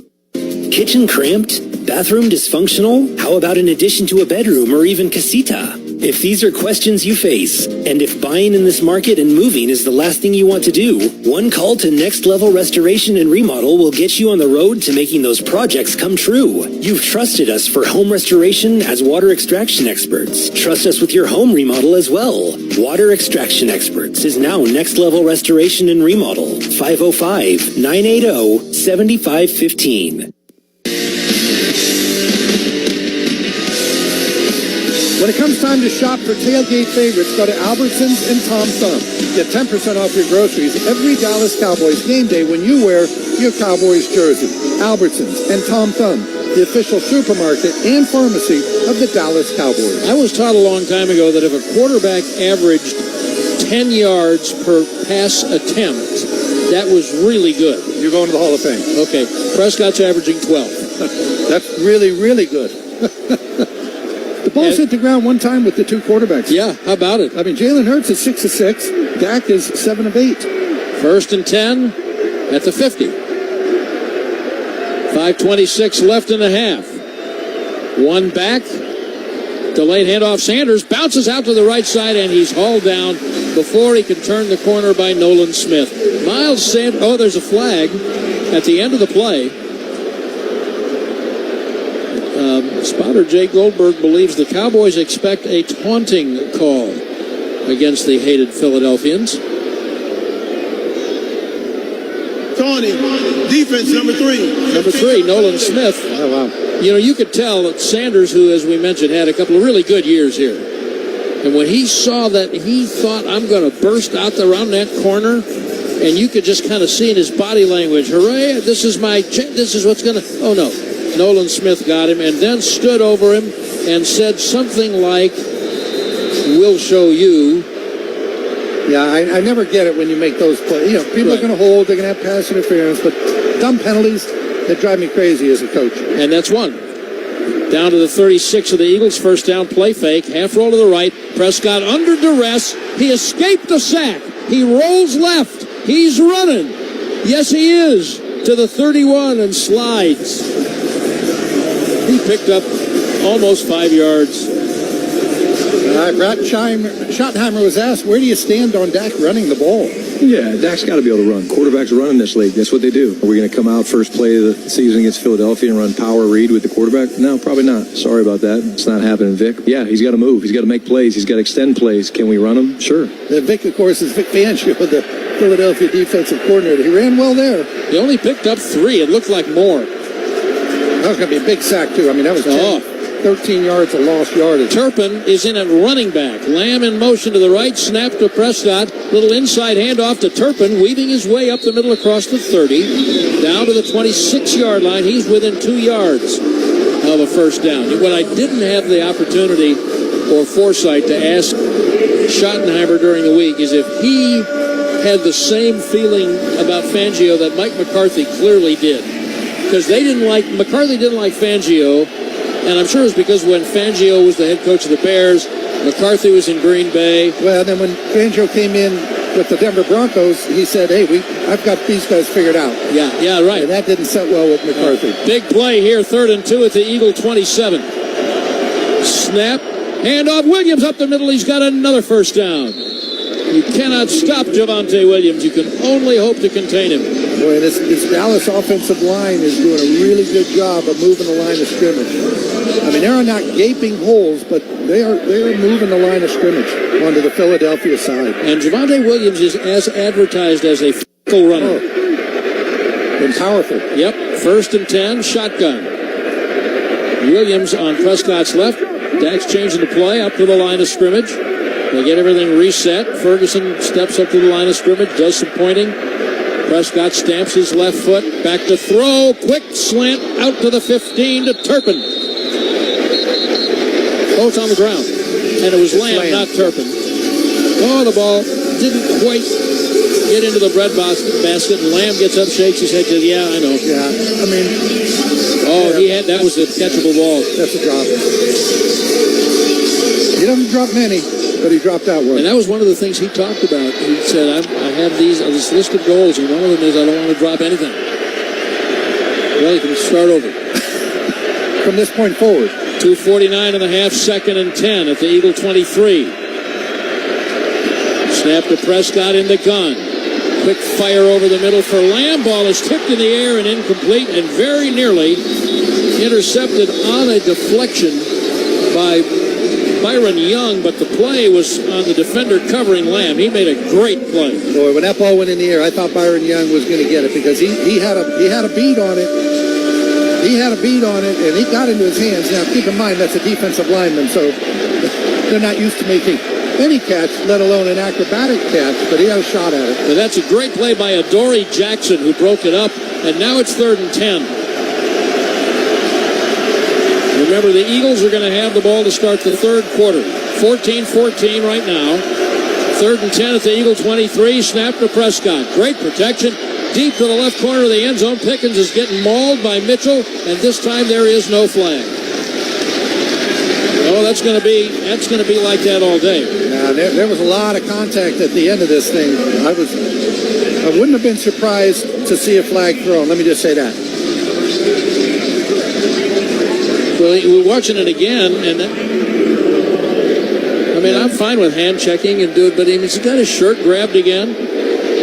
But instead, the Cowboys are going to have to settle, apparently, for a 41-yard field goal for Brandon Aubrey on the left hash.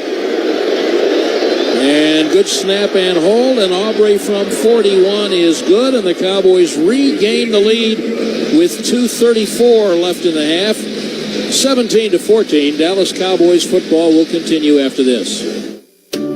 Dallas Cowboys fans know a thing or two about legacy, commitment, and loyalty. That's why Kohler is our proud partner. With more than 150 years of craftsmanship, leading-edge design, and innovation, Kohler kitchen and bathroom products stand out and stand the test of time, just like our Cowboys. Go ahead, experience the Kohler difference firsthand at your local Kohler store showroom and explore more at Kohler.com. Again, that's Kohler.com. Cowboys fans, when it comes to navigating the ever-changing world of tax, your business needs a partner it can trust to tackle even your biggest tax challenges. Ryan is the largest firm in the world dedicated exclusively to business taxes. Our team of tax professionals has local expertise in all areas of tax and can help you uncover savings opportunities you didn't know you had. Learn more about how Ryan can improve your overall corporate tax performance by visiting Ryan.com. Ryan, the official tax partner of the Dallas Cowboys. Fly to Philly, take off to Tampa, depart for Denver. Following your team on the road is more rewarding with the American Airlines Advantage program. Your flights and everyday spend not only earn you miles toward your next trip, but also loyalty points toward Advantage status. All the more reason to purchase both a home and away jersey. With status comes great benefits like priority boarding, free checked bags, and complimentary upgrades. Not a member? Enroll for free today at AA.com.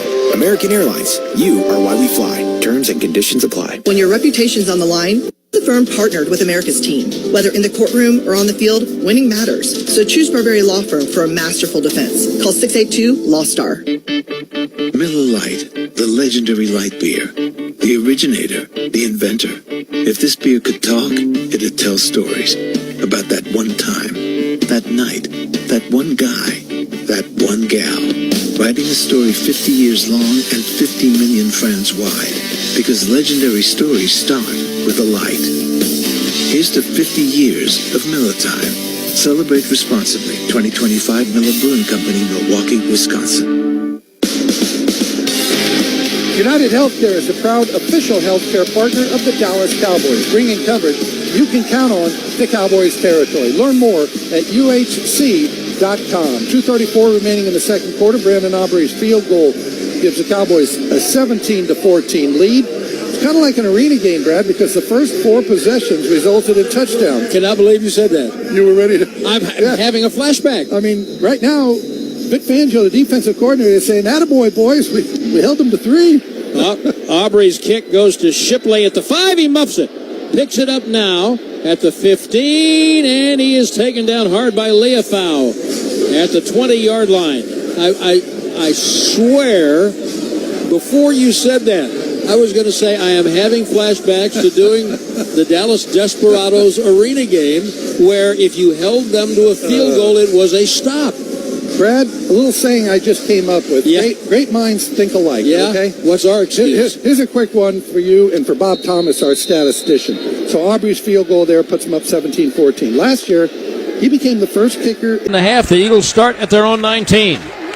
Trailing by 3. Here's a handoff out of the gun to Barkley. Coming left, there's a whistle. He is run down after about a 3-yard gain by Sam Williams. Speaking of statistics, this is Bob Thomas's 800th game keeping statistics in the Dallas Cowboys radio booth. 800. How do you know that? Because Bob Thomas keeps the right number of games. Are you kidding me? Everything that has to do with anything. It's what Bob tells me. We're at the WinStar World Casino and Resort 2-minute warning with the Cowboys leading the Eagles 17-14. Dallas Cowboys football will continue after this.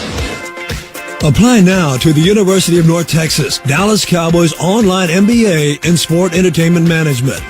This unparalleled graduate degree combines UNT's high-caliber Tier 1 academics with a world-class business expertise of the Dallas Cowboys.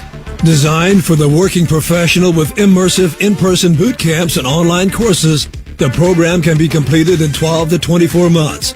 UNT, a proud partner of the Dallas Cowboys. Hey Cowboys fans, when you stay at Omni Frisco at the Star, you stay at the official hotel of your favorite team. We built this place for real fans like you, smack dab in the middle of the Star, world headquarters of the Dallas Cowboys and their 12,000-seat practice stadium. Walk in and it's like waking up in cowboy heaven. You've dreamed of a place like this, and now you can dream in a place like this. When you're looking for a place to stay in the game at Omni Frisco at the Star, the official hotel of the Dallas Cowboys. As the casino of the Dallas Cowboys, with the best concerts, golf, and luxury spa, the world of WinStar will have you saying, wow. Please game responsibly. Cowboys Nation is big because everything's bigger in Texas. And Reliant has the energy to power it all. From home field advantage to home sweet home, Reliant has Dallas Cowboys fans all across the Lone Star State covered for every electric moment this season and beyond. Reliant, proud to be the official energy provider of your Dallas Cowboys. Reliant, PUCT number 10007. Throughout time, man has expressed himself through dance. The Charleston, the two-step, and yes, even the Macarena. But few dances have captured the imagination like the victory dance. It says, I am a winner. In your face, world. With Cowboys scratch tickets from the Texas Lottery, you could have lots to celebrate with top prizes of $100K, plus enter for a chance to win VIP Cowboys experiences. Dust off your victory dance and play today. Must be 18 or older. Play responsibly. Lowe's knows pros need the right tools for every job. That's why we sell the largest in-store selection of fine tools anywhere. Because Lowe's knows tools. Lowe's, straight-nosed pros. We're at the 2-minute warning here at Lincoln Financial Field. Great football game has broken out here. Cowboys leading it 17-14. The Eagles are 2nd and 6 at their own 23 after the muffed kickoff return. Hurts in the gun, Barkley on his right. 2 receivers on each side. Snap is back. 4-man pressure won't get there. He runs out to his left. Sam Williams chasing. Throws incomplete. That's Williams doing a good job of running him out of the pocket. And the coverage downfield was pretty good. Man, it brings up a 3rd and 6. And Philadelphia 3 of 3 on 3rd downs so far in this game. Cowboys get a stop here. Get some points before the half. You kidding me? I'm not kidding you. You got Aubrey, you get the ball to the 50, you got a field goal attempt. Timeouts, I'm looking for the timeouts. There's a 2 for Dallas. 2 for Dallas, 3 for Philly. Okay. Yep. Okay, I'd say this is a big play for the first game of the year. Who's going to be your pass rush guy? Who's going to be your guy replacing Micah here? Come on. Don't do that. Shotgun for Hurts. Fowler with a spin move. Hurts well protected, deep to the middle. Caught by Devonta Smith. Beating... it's Dotson, not Smith. 2, not 6. Yeah, that's... Jahan Dotson ran away from Kaiir Elam for 51 yards. And that's just not fair. You cover Devonta Smith, you cover A.J. Brown, and then they hit Jahan Dotson for 51. Perfect throw by Jalen Hurts. Absolutely perfect. Good coverage by Elam. First down, Hurts back to throw. Little dump off over the middle is dropped. Barkley had it and started to bobble it and dropped it right there. Clock will stop with 1:16. So the Cowboys' job now, hold them to 3. I want to get back to that deep post there that Hurts hit Dotson on too. I mean, Elam has good coverage. It's just a perfect ball on that deep post. What a throw by Jalen Hurts. Yeah, Dotson has a chance to be in Philadelphia, what Washington thought he would be when they drafted him in the first round. Traded a 3rd-round pick for him last year. Yep. Less pressure on him, though. 2nd and 10 at the Dallas 27. Snap to Hurts. Looking into the right flat to Barkley at the 29. 1 man missed. 2 men fling him out of bounds. A yard short of the first down. 2 yards short of the first down at the 18. Clock stops with 1:09. Well, we'll get back to it. It's now 3rd and 2, which really means 2nd and 2, as we've said, because Philadelphia, with the tush push, if they get it close, they're going to go for it on 4th down. Cowboys have had it 3 times. 2 touchdown runs by Javonte Williams and a 41-yard field goal. The Eagles have had it twice, 2 touchdown runs by Hurts. This is the 3rd time, and it's 3rd and 3 at the Dallas 17. Watch out for quarterback draw here. Hurts in an empty gun. Back and sets and stands and looks and throws to the left sideline. Barkley caught it, but, is he in bounds? He got his foot down. Yeah. Right at the 15-yard line. That was close. That's a wide receiver catch right there. That ball's over his head. And when you're a running back, you're pretty well padded up in the shoulders. You don't have those little receiver pads, so to get your arms extended over your head, that was just a fantastic play by Barkley. And then because of that extension, it was hard for him to get both feet down to toe tap the ground, but he did it. And anything he can't do, he can jump over people backwards. I think he could not give birth to a child. I think he can't do that. First down and 10 at the Dallas 15. Snap to Hurts, looking up the middle, avoids pressure, rolls right, looking, keeps, runs out of bounds at the 10. Damone Clark. Did someone hit him? Yeah. Damone Clark hit him late, and they didn't call it. They did not throw a flag. Now, he pushed him in the back. He didn't lay him out, but there was no reason for it. Don't put that call into the official's hands. Christy. Yeah, in the collision where Hurts went down, it was actually when he collided with the parabolic operator. Did they throw? Yeah, the reaction of the crowd is they're showing the replay here. But the reason Hurts went down was the collision with the parab guy. No, the reason he went down was because Clark pushed him. Yeah, Clark. That's why he went down. Both his feet, his whole body are clearly into the white boundary. Don't touch him. No, I'm really surprised. Do that. I'm surprised they didn't get a flag. I'm with you. 2nd and 5 at the Dallas 10. 56 seconds in the half. They will run a draw to Barkley up the middle. Broke a tackle, broke 2 tackles. Touchdown, Barkley. We got another scuffle. Yeah, we do.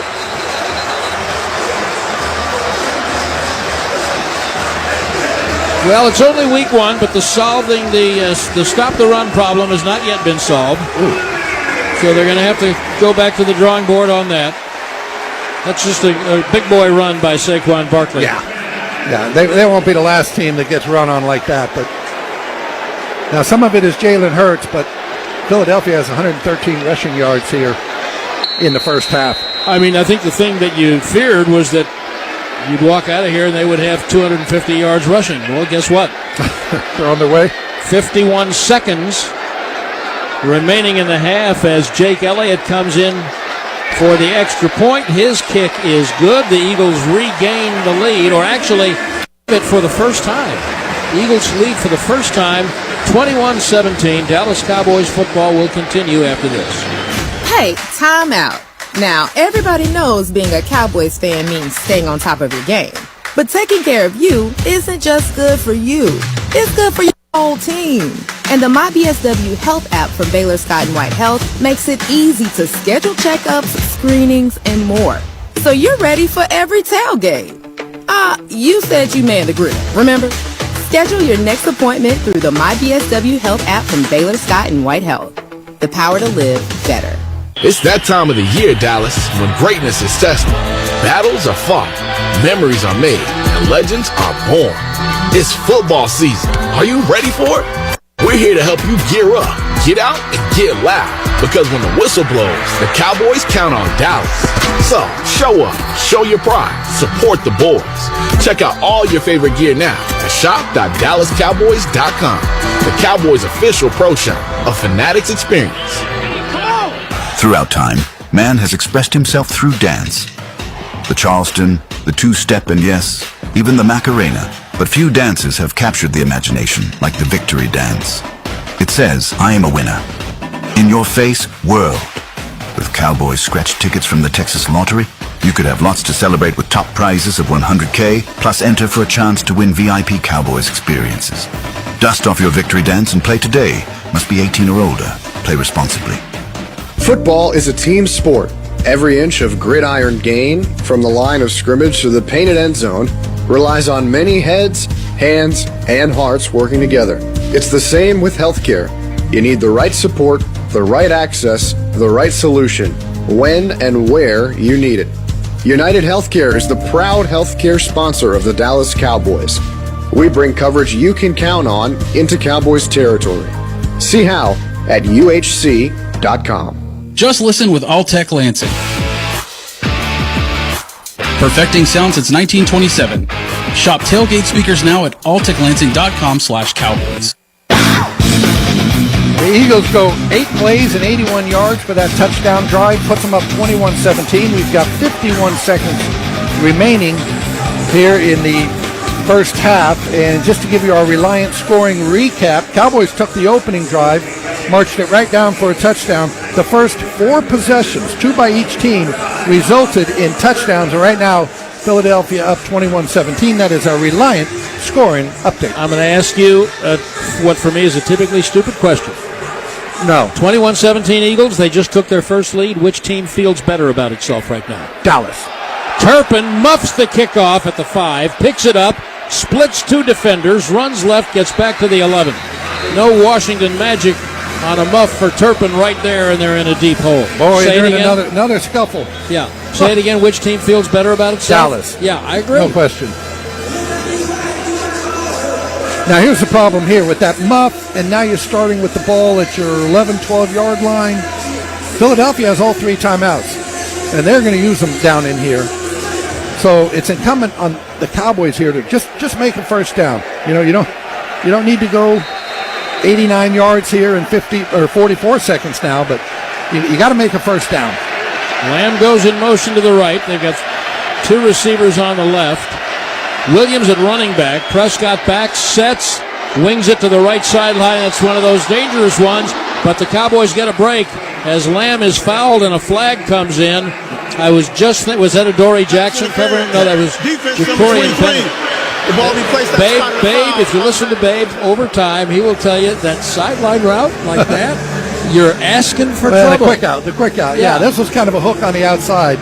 And he didn't get grabbed. He got mauled at the top of this thing. And Philadelphia's been very physical with these corners. Got away with a few, but didn't get away with that one. There's that first down that I was asking for. There it is at the 21-yard line, 1st and 10. Snap to Prescott. Great protection. Steps up, checks it down. A flag in the pocket as Ferguson catches it at the 25 and gets to the 26. They've had one holding call today. Is it going to be another one? I got the feeling this one's coming back. Personal foul, roughing the passer. Oh. Defense number 3. That's Nolan Smith. Nolan's misbehaved. Nolan has misbehaved in this first half. Oh, he got his hands up in the face of Dak Prescott. Got him up at the face mask. He went to, that's a little... Ticky-tacky? Well, no, it's just unfair for the defender because he's going to block the ball. He's trying to knock the ball down, and so his hand then comes through, and it's a correct call, but can I feel sorry for a defensive player? I mean, he's trying to knock the ball down. Yes, but please don't in this case. Not in green. Not in green. At the 41 of Dallas, with 34 seconds left, Philly 7 penalties for 93 yards, and the Cowboys have only 2. Now you make a first down, and you're getting Brandon Aubrey out there for an attempt at a field goal. At the 41, Prescott back. Good protection again. Throws to the right sideline. Ferguson is hit short of the 45, and the Cowboys have to use a timeout because of the sure tackle by the Eagles' Zach Bond to deny him the sideline. Now, 27 seconds left. One timeout. 2nd and 6, you got one timeout. Yeah, so you always you want to keep that timeout, if possible, in your back pocket to get the field goal team out there. Not always possible, so if you can complete this ball, get a first down, you can get on the ball, spike it, and then you might still be able to run a couple of plays. So where do you want to get, the 45? The other 45? Yeah, I mean, you get to the 45, and Aubrey, we know if you can get it to the 50, he's got a shot at it. That's a 68-yard field goal. But so 10 yards gives him a real shot. Yep.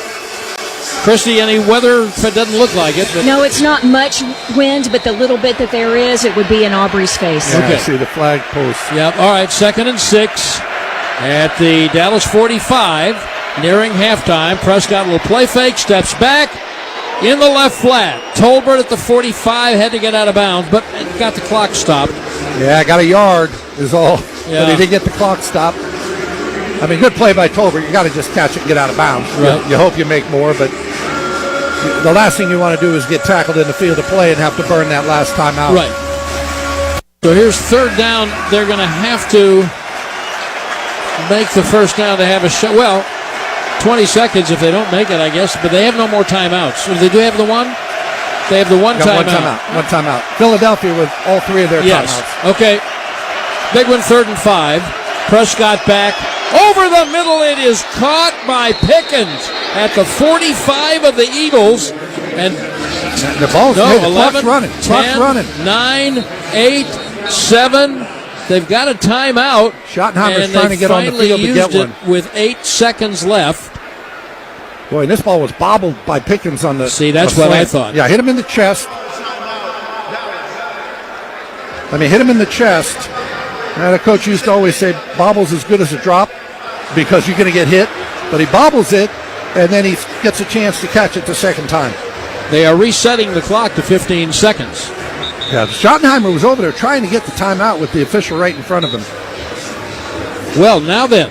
Yeah, here's what you do. Ready? I'm ready. You run quick outs by your slot guys. If it's not there, you just throw it into the stands. But the Eagles are going to use their first timeout. Go ahead. No, you're good. It's just you run quick outs. If they're there, you give it to him. He steps out of bounds. You get yourself about 5-6 more yards. If it's not there, if the Eagles are going to hug the sideline, which is what I would do, then you just take it and throw it into the stands. And from right here, Aubrey is looking at about a 63-yard field goal, which is in his range. Yeah. I mean, that's like a chip shot for Aubrey. I'm watching a replay of Prescott going up and down, congratulating the offensive lineman. Pass protection's been really pretty good. Really good. Yep. Okay. 15 seconds at the Eagle 45, 1st and 10. Back to throw, protected. Slant over the middle to the 35-yard line to CeeDee Lamb. Oh, boy. They're going to be playing beat the clock. 6, 5, 4, 3. Stop. Right on the edge there. Yeah, they had 15. It's funny. 13 is almost your cutoff point. And if we're at 13, you would have stopped it with 1 second. There's 3 seconds left. But those seconds put him back on the clock made all the difference there. Prescott in the first half, 9 of 13. 10 of 14. Well, excuse me. What a lift this will be to come in with points right before the half. This is 53 on the right hash. And the Eagles call timeout. What are they going to do? Freeze him? Have you seen his record? Do they know who they're dealing with? It's Butter. You can't freeze Butter. I mean, you can, but not this Butter. Well, really good job by Dallas there. Again, you're starting at your own 12. Philadelphia has all 3 timeouts. You know Nick Sirianni, the head coach for the Eagles, is thinking, hey, we're going to burn these, and we're going to get the ball, and we're going to have great field position. And Cowboys marched it down, got a pass interference penalty, and moved it down. Good job on the slant and getting the ball spiked. All right, to get within a point at halftime, 53 right hash for Aubrey. Snap good, hold good. 53 yards. Good. Who's surprised? Absolutely no one. What a great first half. Hey, wasn't that good? What a great good. See, folks, this is good. 53-yard field goal for Aubrey, and at halftime, the Cowboys trail the Eagles 21-20. And now it's time for the Jim Beam halftime show. Dallas Cowboys football will continue after this. Hey y'all, Matt Pittman here. As the official pitmaster of the Dallas Cowboys, you know I take cookware seriously, especially when it comes to America's team. So when the Cowboys are away, I'm putting my Yeti cast iron skillets to work to make my game day favorites for friends and family. I'm talking chicken fried steak, skillet queso, and peach cobbler. And just like the Cowboys are forever, so are these heirloom cast iron skillets. Check out the full line of skillets on Yeti.com or at a Yeti store near you. Well, the Oranges really need to capitalize here if they want to win the Family Room Championship. There's the snap. Hyper Blue is going for the blitz. Here's Energetic Orange, dropping back, looks long, throws, and touchdown! SW6887 Naval with a 39-yard catch to defeat the Blues. Ask Sherwin-Williams and bring home the color of your team spirit. Visit your neighborhood Sherwin-Williams store today. You hear that? That's the sound of Pepsi Zero Sugar, the better tasting, more refreshing Zero Sugar Cola. Listen to that endless pour. Pure refreshment. If it sounds this good, just imagine how it tastes. Oh yeah, so good. Pepsi Zero Sugar. Let your taste decide. Miller Lite, the legendary light beer. The originator, the inventor. If this beer could talk, it'd tell stories about that one time, that night, that one guy, that one gal. Writing a story 50 years long and 50 million friends wide. Because legendary stories start with a light. Here's to 50 years of Miller Time. Celebrate responsibly. 2025 Miller Brewing Company, Milwaukee, Wisconsin. Blockchain.com has the tools to help you win. Visit www.blockchain.com/cowboys to kick off your crypto game for real. This is the Halftime Show on the Dallas Cowboys Radio Network. Brought to you by AT&T. Connecting changes everything. Dr. Pepper. Raise your Dr. Pepper glass to America's team. It's a Pepper thing. American Airlines. Proud to be the official airline of your Dallas Cowboys. And by Blockchain.com. Invest like your icon with Blockchain.com. Now, your hosts, Brian Broaddus and Zach Wolchuk. What a 30 minutes of football to open the 2025 season as it's 21-20.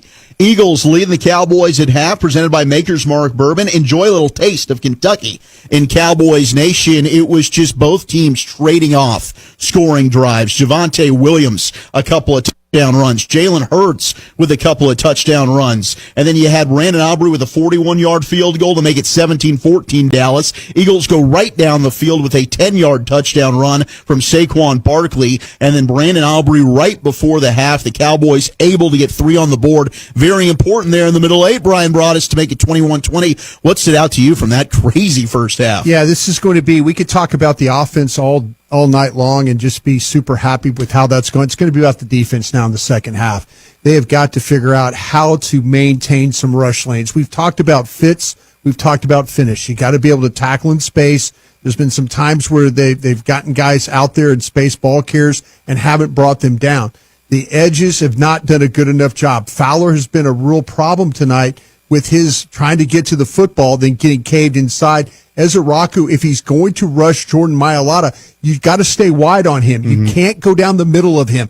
If you go wide, he will hold you on the outside. We see him. Inside, they're not going to call holding. Outside, they'll call that. So don't take Jordan Mailata down the middle if you're going to try and get a holding call out of this. And a huge turn of events.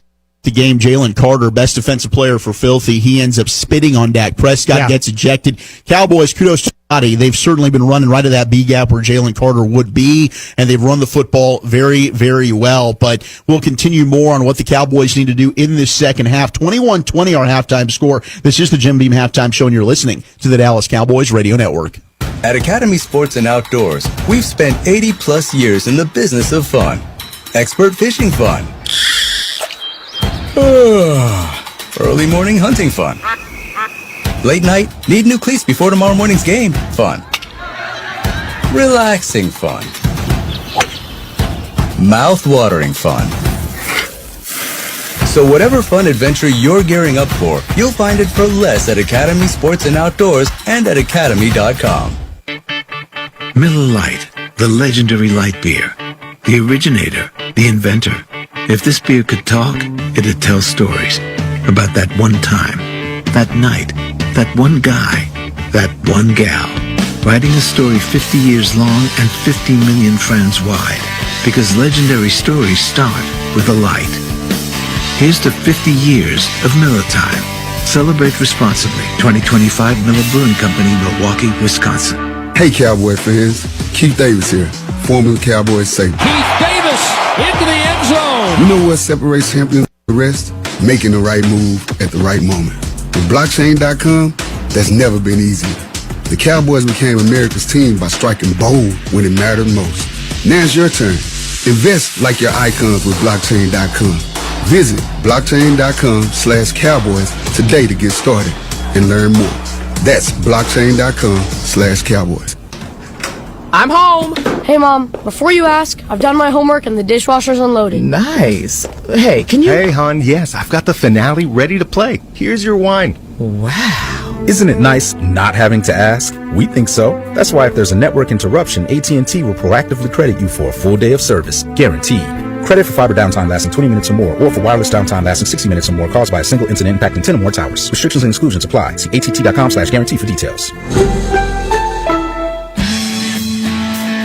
From the field to the festivities, Lucchese embodies the essence of luxury and tradition. Handcrafted with meticulous precision, each pair offers unmatched comfort and style. Stand tall while you're tailgating or cheering in the stands with the Dallas Cowboys collection by Lucchese. Shop the collection today at the Lucchese store at the Star in Frisco or online at lucchese.com. Lucchese, the official boot of the Dallas Cowboys and Dallas Cowboys cheerleaders. 21-20, Eagles leading the Cowboys at the half, and the Eagles will get the ball to start the second. Zach Wolchuk alongside the Super Bowl winning scout Brian Broaddus. We did talk a little bit about the defense there prior to the break, but what are the keys here in the second half for Dallas? Neither defense really has an answer for the other, and so to me, this is where you got to figure something out. To me, it's a lot about just the playing the scheme and trusting the scheme and being in position.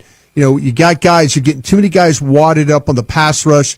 You got to finish some of these plays. If you get back there, find a way to finish, find a way to break through. Yeah, they're holding you and stuff like that, but you just got to find a way to get these things done. But it's about the scheme. It's about playing your responsibilities.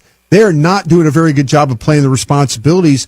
and the gap integrity and the gap control on this defense right now. No, you're right, because we've seen the defensive tackles, Osa, Kenny Clark, Solomon Thomas. They're able to penetrate. Penetration plays, yeah. But then, to your point, Fowler, Nealand, Williams, we just haven't seen the finish there. And also, the rallying from some of the linebackers. I wonder if you see a little bit more Maris Leofau in the second half. Yeah, I think so, too.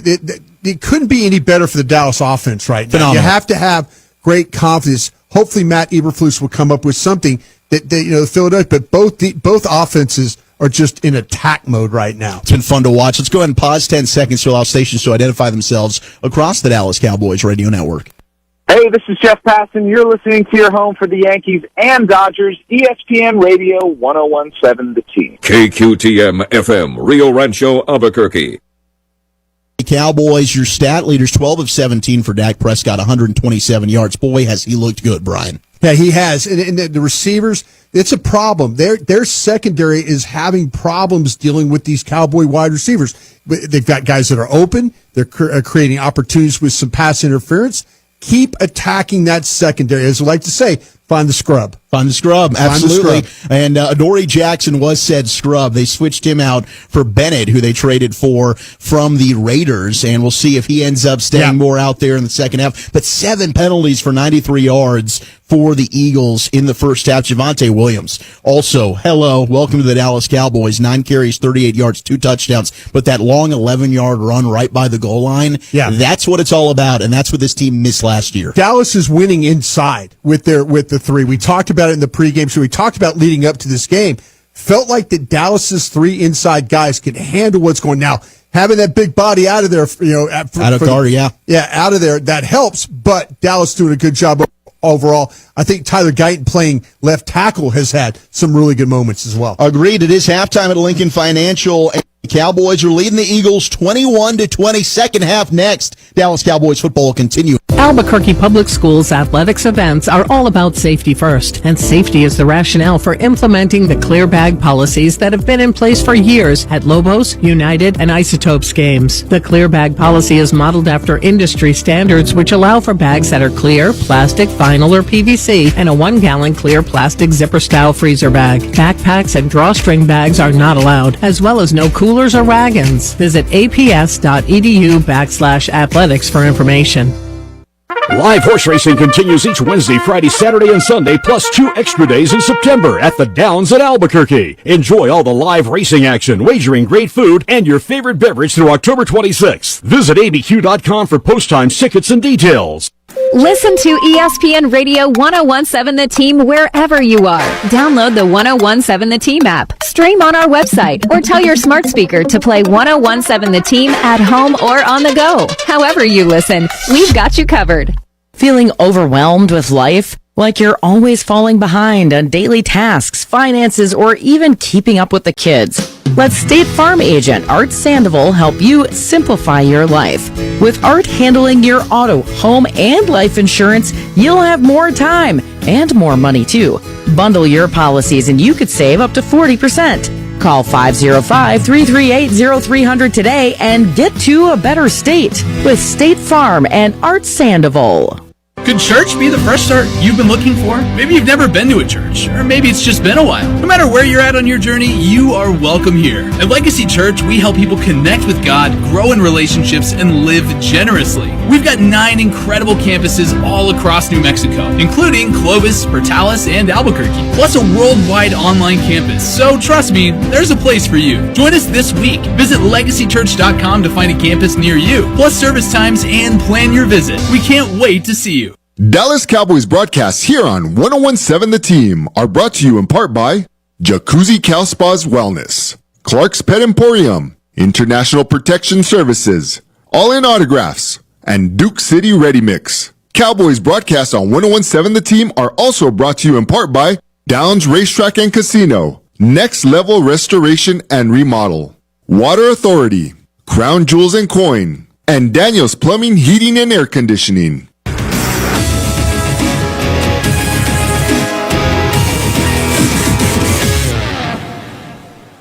Connection may be all that it takes to change a life, launch a business, or change a story. The power to connect is the power to change. AT&T.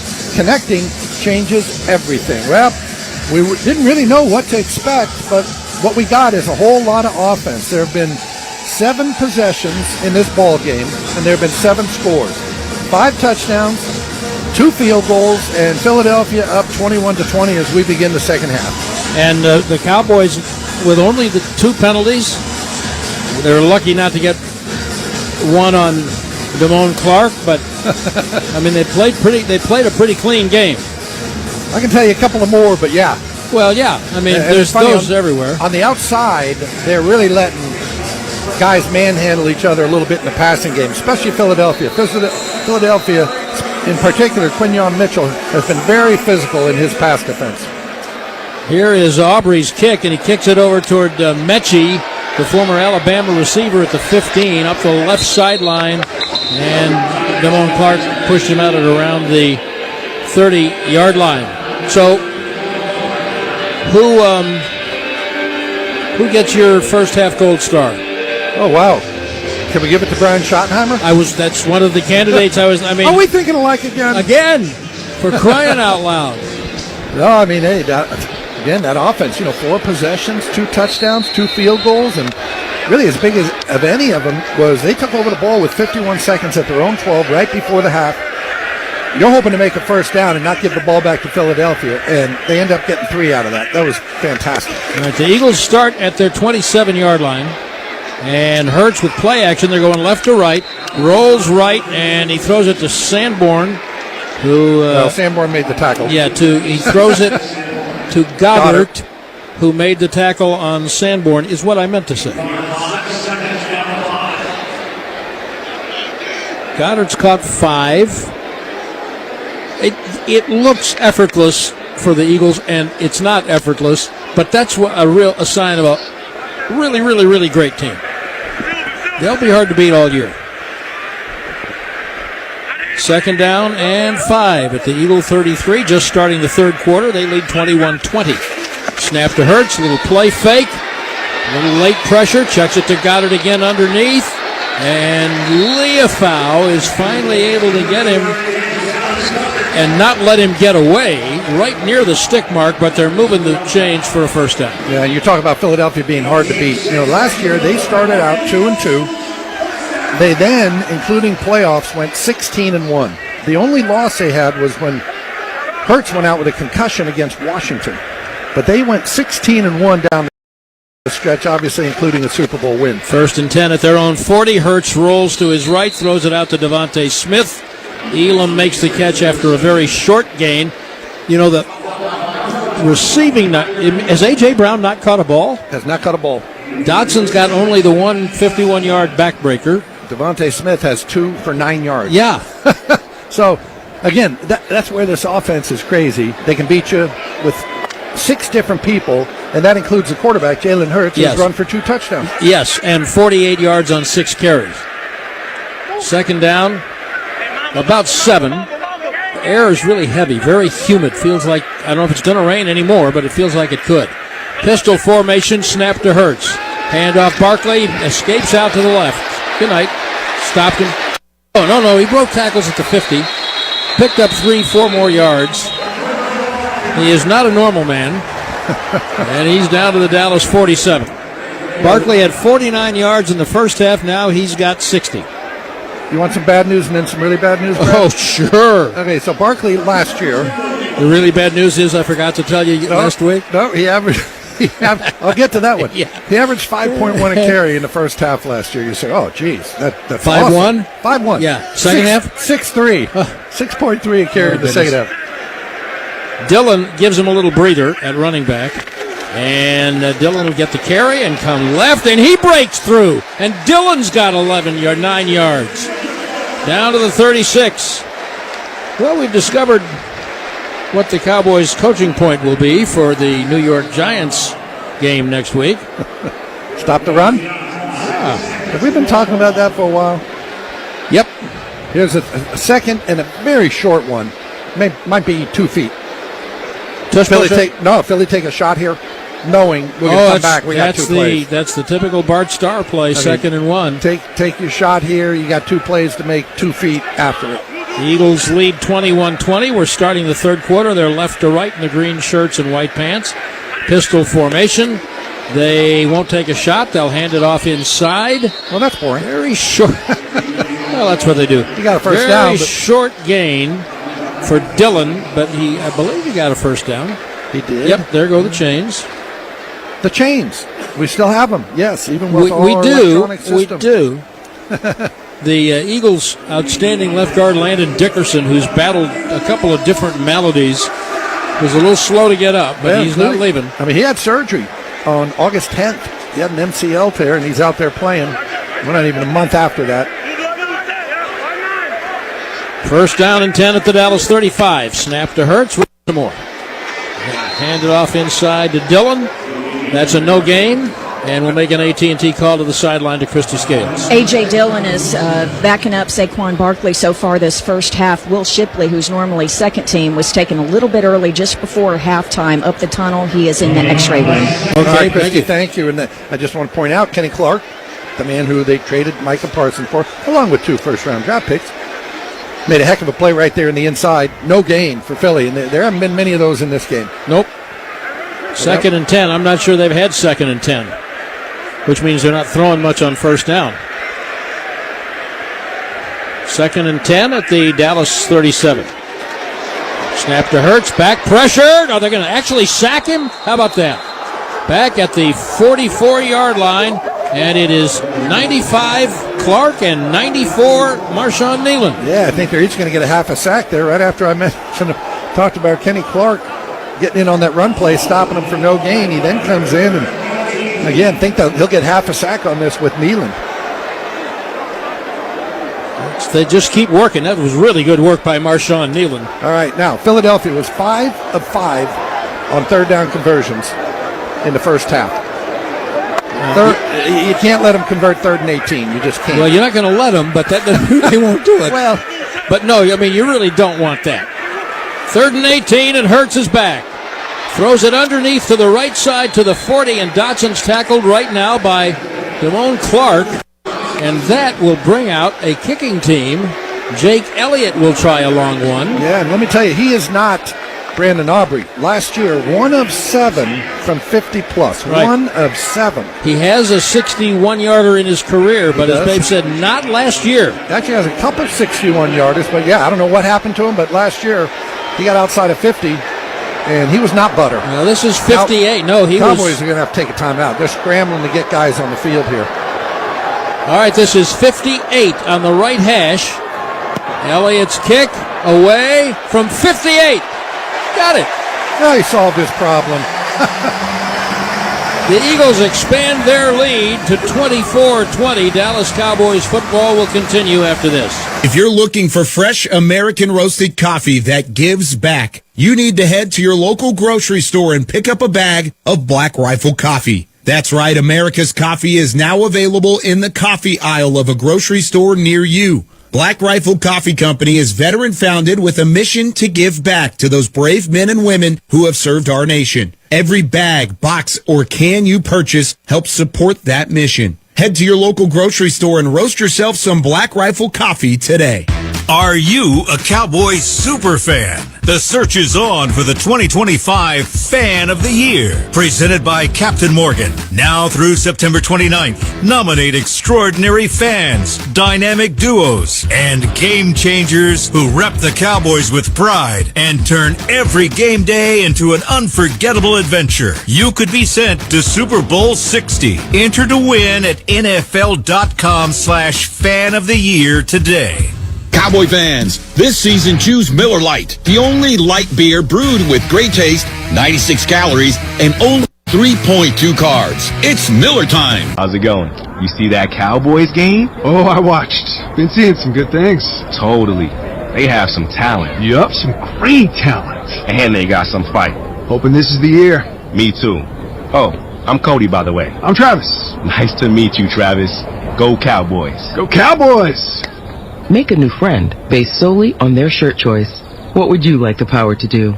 Bank of America, the official bank of the Dallas Cowboys. Copyright 2025 Bank of America Corporation. Football is a team sport, Every inch of gridiron gain, from the line of scrimmage to the painted end zone, relies on many heads, hands, and hearts working together.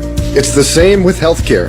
You need the right support, the right access, the right solution, when and where you need it. United Healthcare is the proud healthcare sponsor of the Dallas Cowboys. We bring coverage you can count on into Cowboys territory. See how at uhc.com. Are you ready to learn a new game and invest like the pros? Don't worry, even the pros were rookies in crypto once. Blockchain.com makes buying, selling, and trading crypto easy.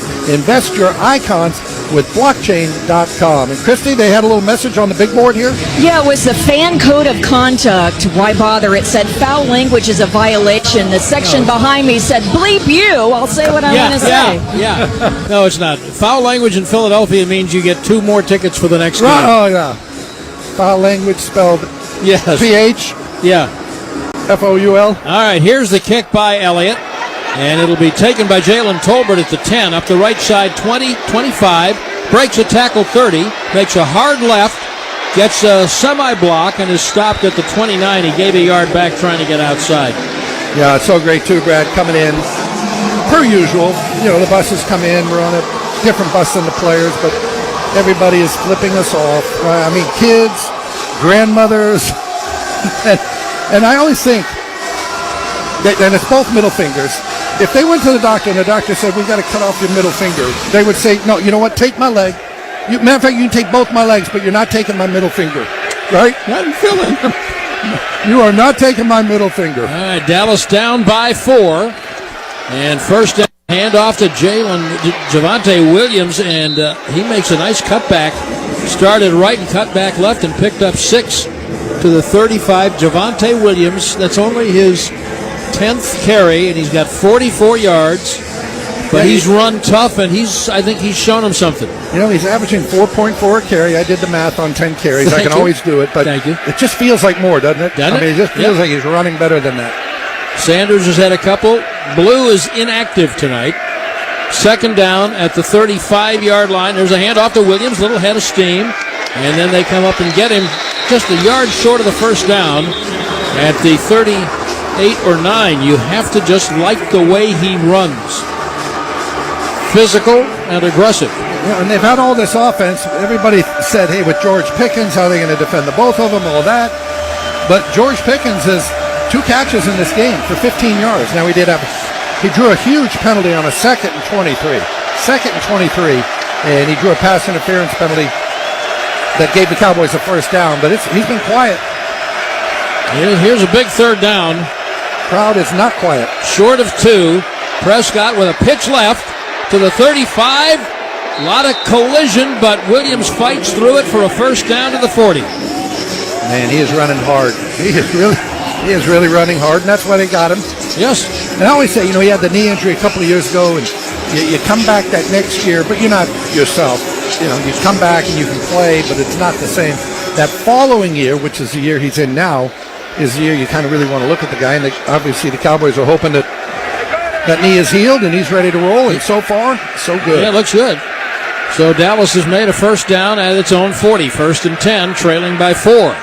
24-20, snap to Prescott in the gun, looking around, deep to the middle, tipped away. A lot of traffic, and he was looking for Brevin Spanford down the middle at the 30, and an Eagle paid the price for that contact. Sidney Brown, the safety, one of 2 Eagles who ran into each other. I think Blankenship might have been the other. Both covering Spanford, who's a big target, had a really good camp before he got hurt, and now Ford can't get up. And Spanford, I'm sorry, it's Brown. But Spanford took a shot on this as well. While they attend to him, Dallas Cowboys football will continue in a moment. What's in your closet? The hidden treasures in your home are worth instant cash or loans. At Crown Jewels & Coin, we pay top dollar for fine jewelry, diamonds, sterling silver, gold coins and bullion, even fine art and luxury goods. We also deal in Native American jewelry and arts, plus Rolex and other fine watches. Bring us the treasures you no longer want, and we'll put them to work for the cash you need. Crown Jewels & Coin for all you treasure. San Mateo, north of Candelaria. Get off the lawn, Albuquerque. Water Authority rebates for turf replacement are now $3 per square foot. Yes! Earn a $3 rebate on your water bill for every square foot of grass you replace. So get off the lawn with a wallet-friendly move to a desert-friendly xeriscape. Lower water bills, less maintenance, and an attractive yard that's in harmony with our dry climate. Restrictions apply and plans must be pre-approved. Visit abcwua.org for details. Here's to the early mornings, where I woke up before the sunrise, instead of falling asleep after it. Here's to the fun-filled day with the family, from breakfast to bed. Here's to the day on the job where I felt lifted up, not weighed down.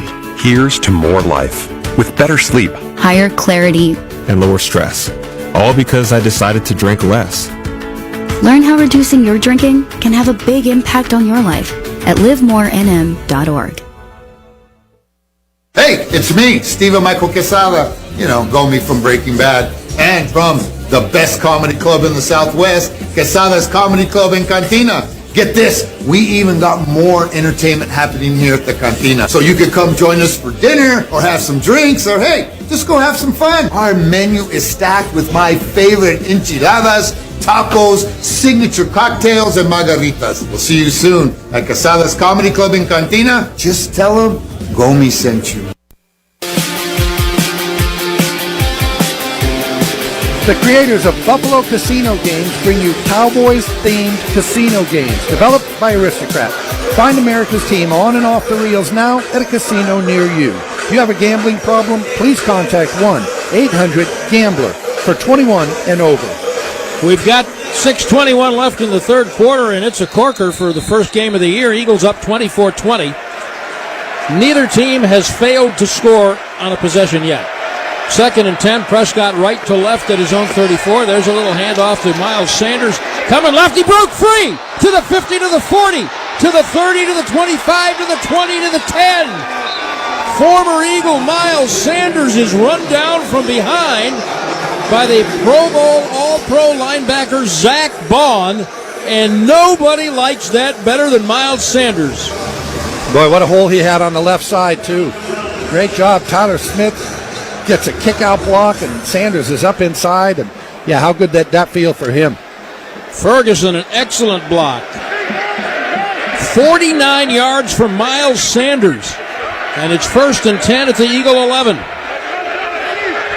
Prescott is in the gun. Two-man stack on the right. And here's another handoff to Sanders, weaving his way behind Beebe. And a flag comes in when the play is over. Yeah, George Pickens was involved in whatever that flag's going to be. I don't know that it'll be on him. But at the end of this play, he's getting into it. Now they're going to have a little conference. Again, I got to say it again. It's been a tough game for these officials to officiate with all the pushing and shoving and spitting. Before anything hardly ever happened.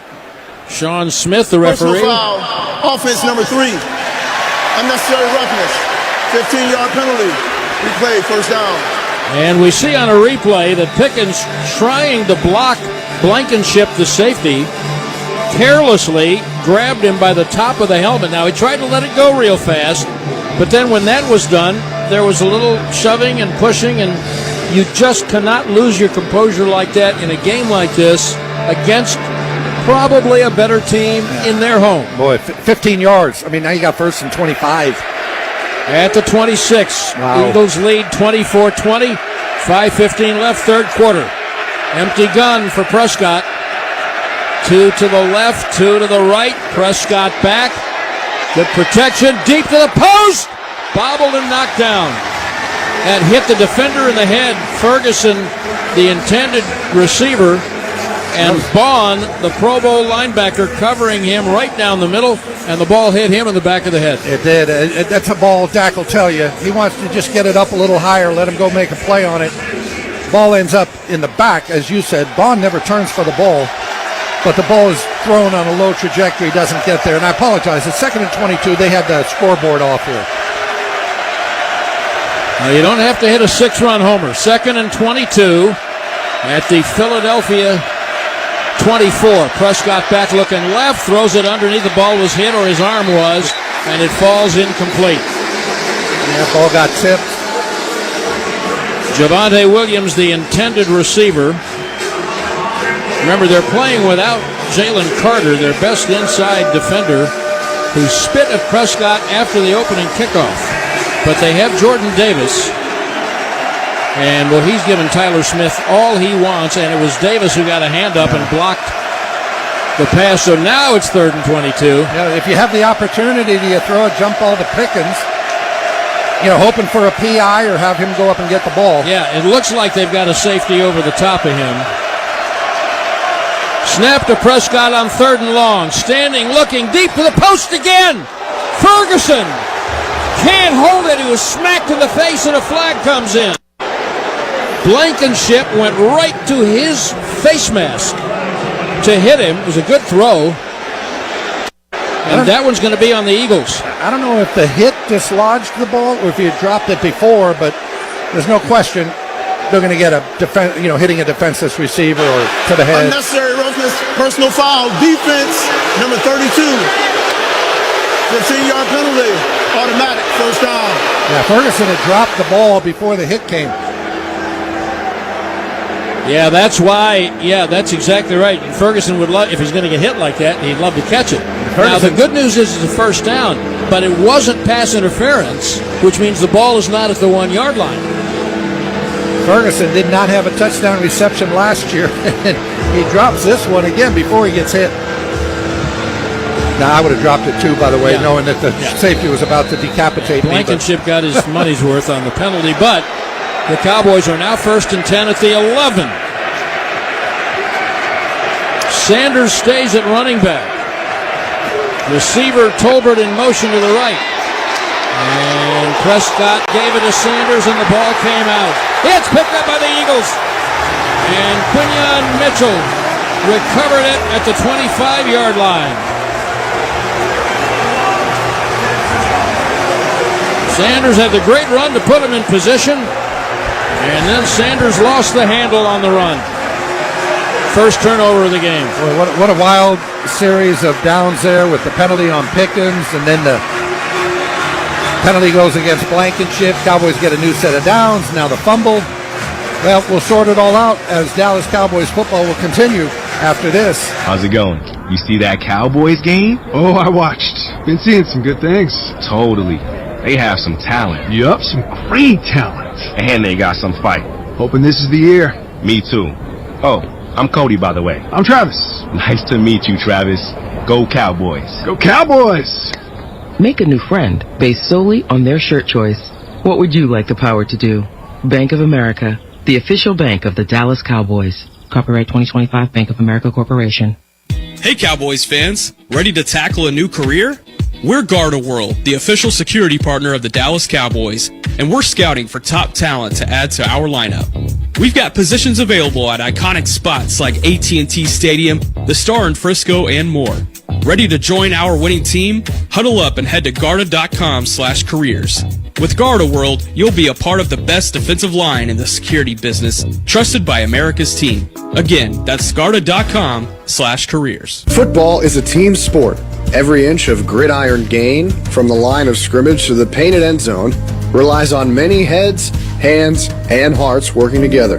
It's the same with healthcare. You need the right support, the right access, the right solution, when and where you need it. United Healthcare is the proud healthcare sponsor of the Dallas Cowboys. We bring coverage you can count on into Cowboys territory. See how at uhc.com. Welcome to the world of WinStar. World of WinStar. Please game responsibly. Cowboy fans, this season choose Miller Lite, the only light beer brewed with great taste, 96 calories, and only 3.2 carbs. It's Miller time. Back at Lincoln Financial Field in Philadelphia, 4:44 remaining in the third quarter. Philadelphia leading the Cowboys 24-20. And Brad Shamman, it was the first time that Philly defense had stopped the Cowboys all night long, and the Cowboys really stopped themselves. Miles Sanders, they've got the ball 1st and 10 at the 11 after the Blankenship personal foul. So they got a 1st and 10 at the 11-yard line. Fumbles on the first play. Philadelphia takes over now at their own 16. Byron Young, a good player, former Las Vegas Raider from Alabama. If that had been the shoe on the other foot and the Cowboys had done it, we'd have been proclaiming what a great play Byron Young made. And guess what, kids? We're going to stop play because there's lightning in the area. How about that? Hey, remember Pittsburgh last year? Yep. Had a big delay. Denver, how many years ago? Oh, gosh. That was a long one. Was that Zeke's rookie year or second year? Yeah. I mean, 2016, 2017. Yeah. That was a long one. We were looking for a deck of cards. Shoot, it was 17 because I can tell you you go there every 8 years to Denver. Right. And so that was 8 years ago. But yeah, Cowboys. Well, you go more often. Well, yeah, I go, but not everyone has their son living in Denver. That's true. You know. But anybody is welcome to go visit Joe Willie anytime they want, you know. Yeah, so where can they find him? Usually on a river. Is he rolling? No, he's not. He's fly fishing. So we've got lightning in the area, and the players on both teams are strolling to their respective tunnels. And we've got a break in the action. Is there a rain delay theater? And the funny thing is we have no rain. In Pittsburgh, it was pouring. Dallas Cowboys football will continue after this. From the field to the festivities, Lucchese embodies the essence of luxury and tradition. Handcrafted with meticulous precision, each pair offers unmatched comfort and style. Stand tall while you're tailgating or cheering in the stands with the Dallas Cowboys collection by Lucchese. Shop the collection today at the Lucchese store at the Star in Frisco or online at lucchese.com. Lucchese, the official boot of the Dallas Cowboys and Dallas Cowboys cheerleaders. Dak Prescott, your quarterback here, calling a huddle. Lowe's knows when it's time to put in the work, so they help you tackle your to-do list with LG, Cobalt, and Pit Boss as we count down to Cowboys kickoff. Here we go! Dallas, get out there now and earn your Sunday before game day. Shop now, in-store and online. Lowe's, official partner of the Dallas Cowboys.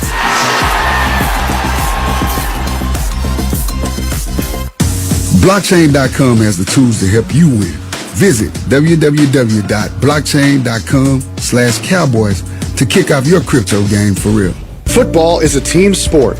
Every inch of gridiron gain, from the line of scrimmage to the painted end zone, relies on many heads, hands, and hearts working together. It's the same with healthcare. You need the right support, the right access, the right solution, when and where you need it. United Healthcare is the proud healthcare sponsor of the Dallas Cowboys. We bring coverage you can count on to Cowboy territory. See how at uhc.com. Welcome to the world of WinStar. Wow, at the world of WinStar. Please game responsibly. 24-20 Eagles leading the Cowboys as we are in a weather delay. Lightning in the area there in Philadelphia, and Christy Scales is standing by with more. Yeah, so on the scoreboard here at Lincoln Financial Field, I'll read you what it's saying to the nearly 68,000 people in this capacity crowd. It says a severe thunderstorm warning has been issued by the National Weather Service for our area. These storms may produce severe conditions, including lightning and strong winds. For your safety, please exit the open seating area at this time and seek shelter along the concourses. Thank you for your cooperation. So now we've got the people in all of there are 3 levels of seating area here at the link, and you can hear the PA announcer reading off the scoreboard. Only a few people are making their way up to the concourses now. They'll have some more after this announcement. But I can tell you there's no rain, as Babe and Brad said. We have just a tiny little bit of spittle here, just barely a sprinkle. So, and the wind is not bad. So it's not like Pittsburgh last year. But whenever there's to clear the field. So the cheerleaders, all the players, all the staff, everyone but the security guards have exited the field.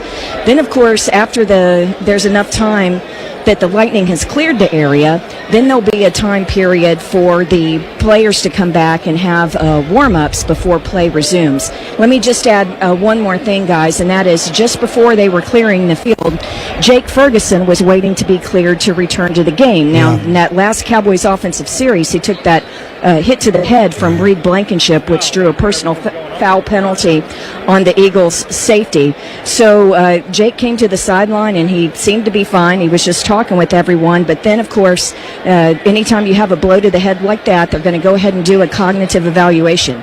So he went to the blue medical tent, and Dr. Bob Fowler and then the UNC, the unaffiliated neurological consultant, conducted the cognitive evaluation. But then they were waiting because in the middle of the bench area, each bench, there's a video display, and it shows replays, but it is only to be used by each team's medical staff. Mm-hmm. So the UNC had gone over and was reviewing video of the play.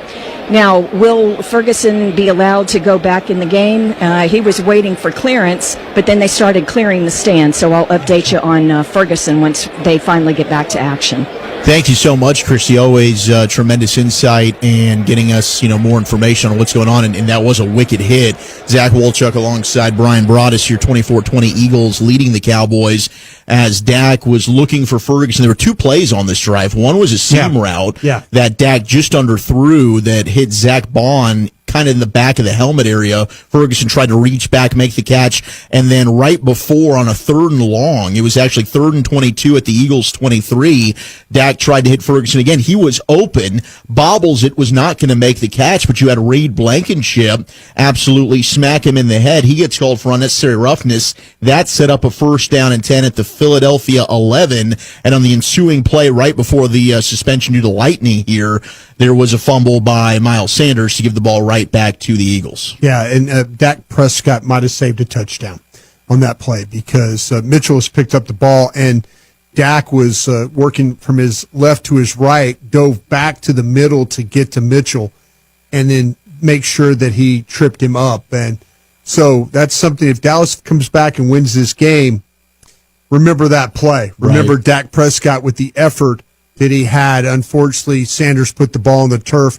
Dallas has been moving the ball outstanding. I think Brian Schottenheimer's done a great job with the play calling. Unfortunately, they had the penalty that brought them back 15 yards with Pickens. He's got to go in there and get a block. He just don't go in there and make some kind of rodeo move like he was, like around the head, like he was bulldogging somebody. No, that's unfortunate right there that they got backed up. And then again, Sanders, he had the long run to get them down there, which was really well blocked. We talked about a little bit in the pregame that maybe this was going to be one of those games where Brian Schottenheimer was going to have to kind of zig when everybody else was zagging, and that was a 2nd down run with long yardage, and they ran that counter and they got everything blocked really, really well on the front side of it. Yeah, the offensive line's been brilliant. They really have, and it's been nice to see this new look rushing attack for the Cowboys. And that was something we had discussed with Clayton Adams coming over from Arizona and the way that they kind of schemed that up. The trap blocks, the pulls that they're having here, and an excellent job running the football today. The Cowboys already with 114 yards. You got Sanders leading the ground attack with 53 at 49 on that long run. But Javonte Williams with 12 for 49 and 2 touchdowns. And I get it. I'm already seeing it all over social media. But how good Javonte Williams had been inside the red zone, it's like, when Miles Sanders puts it on the ground, why wasn't Javonte Williams in the game? Yeah, I've actually saw that the old, Blue wouldn't have been caught if he was in the open field. It's a hard one to deny. That is, and hey, listen, this is this game was going to come down to, who can find ways to move the football. Dallas, Philadelphia, both teams moving the ball very well. Philadelphia with the first turnover created in this game, and hopefully this won't be the one that decides it. But like I said, remember, if Dallas comes back and wins this game, remember the tackle that Dak Prescott made on that fumble return. That thing could have been 6 points going the other way. Yeah, Philly's going to get the ball, I believe, at their own 10-yard line or so. It's going to be at the Philadelphia 11. Philadelphia 11. Yeah. It's going to be first, and it's going to be. Let's see. I think the return might have been for 6 yards. Okay, so it's Quinion Mitchell. So Dallas ran the play. Dallas ran the play. It was for 1 yard with Sanders fumble. Let's see. To the Philadelphia 16 for 6 yards. Okay. I'm going back and reading the first and 10 at the Eagles 16 when play resumes as we're in a lightning delay right now at Lincoln Financial Field here. 24-20 Eagles leading the Cowboys. Penalties have been a big storyline here for the Eagles so far in this one. 8 for 105 and some big penalties to extend drives for the Cowboys. Cowboys, on the other hand, 3 for 37. Been a pretty clean game on their point, but you're right. That's a big play to circle. But the play before to Ferguson, look, he took a vicious hit, and he probably saw Reed Blankenship coming in his peripheral vision, but that was a catch for a touchdown that he needed to try and secure when we go back and see that as well. And, I mean, look, the Cowboys defense was able to finally force a field goal from Philadelphia, but this one just seems like every time the Cowboys touch the ball, they've got to get it into the end zone if they want a chance to win. Well, we've kind of coming into the season felt like that Dallas's offense was going to have to carry the day, and Philadelphia has lost a lot of players, lost a big one to start this game. But Dallas, give them credit. Give Brian Schottenheimer. They look like there doesn't appear to be any kind of rust or anything like that. We kind of worried about in the off season was Dallas getting enough work at training camp? Were they getting enough work in preseason games? I think Dak Prescott's made some really good throws, some really good decisions, and Philadelphia has been having. Dallas on their end has had to scramble. Well, I think Philadelphia has had to scramble just as much as Dallas defensively in this one. Yeah, and a really good blend of run and pass right now. You've got 19 total carries for the Cowboys to 20 passes in this game, as Dak is 12 of 20 for 127 yards. He also had to scramble for that 1 yard that counts towards a run. 1 for 3 as it looked like he was going to get tackled for about a 10-yard loss in the backfield. Finds a way to scramble out of it, is able to pick up 3 to make it 2nd down and 7. And then, as I mentioned, Sanders leading the game in rushing and with 53 yards. Williams with 49, and Kevontae Turpin 2 for 9 yards as well on the Barkley lead for the Eagles, 11 for 61. But that Cowboys run defense today, I mean, we've talked a little bit about that at the break. They've seemed as though they've gotten some penetration from some of their defensive tackles, just not finishing tackles. Nope. And Fowler was certainly struggling a little bit. I wondered, would you see a little bit more Maris Leofau? He did get out there he sure did. To start next to Jack Sanborn and Kenneth Murray, but your leading tackler on defense, I still think it's Malik Hooker right now, who's got 7 tackles for the Cowboys. He has, and I just got a text from Christy Scales. She says you can now hear the thunder and see the lightning out of the west side of the stadium. So this delay is going to be for a while. All right, we will also hear from Mike Tirico here in a little bit from the flagship 105.3 The Fan. If you missed any of that, that is an interview you do not want to miss, as Mike was talking all things Cowboys, the trade that happened, of course, last week as well, and then his thoughts on Brian Schottenheimer. And I got to say, at least from a play-calling standpoint, this has been absolutely phenomenal. Look crisp. They look crisp. They're executing well. They're handling the inside of the interior of this Philadelphia defense, and they're able to. When they have to run the counters or getting the ball to the edge, they're having some success. They've been able to get guys up on linebackers. So yeah, they've been able to get push. Even plays from the previous year. And you made a really astute comment. I thought, like, there have been some plays where it's gone for 2, 3 yards, 4 yards that last year would have probably been plays that have been negative plays. Yeah. They're just getting that much kind of push to at least not have negative plays in this game. No, the offensive line is showing a ton of promise. And I think, as you're looking, we'll see how this game unfolds. Even if the Cowboys fall and they're not able to get the victories, it's 24-20. Eagles just forcing a fumble right before this lightning delay. If you're just now joining us on the Dallas Cowboys radio network, the offensive line is something that this has some of the looks of that 2016 2018, where they could just line up and that's going to travel and they can run the ball. Because it's not just, hey, Williams and Sanders, they've got a lot of holes to run through right now. Tyler Booker's had himself a good game. Yeah. Cooper Beebe's moving people. Tyler Smith. I'm excited to go back and see how Tyler Guyton's I tell you, Tyler Guyton, with his situation of not having any real substantial training camp practice and just having a little bit of practice leading up to this football game, boy, what a great job on his part, though, to hang in there. And I was kind of worried about a little bit of maybe some, not having a lot of work, but he has done a nice job on that left tackle spot. He sure has, and we'll see if this defense is able to get corrected.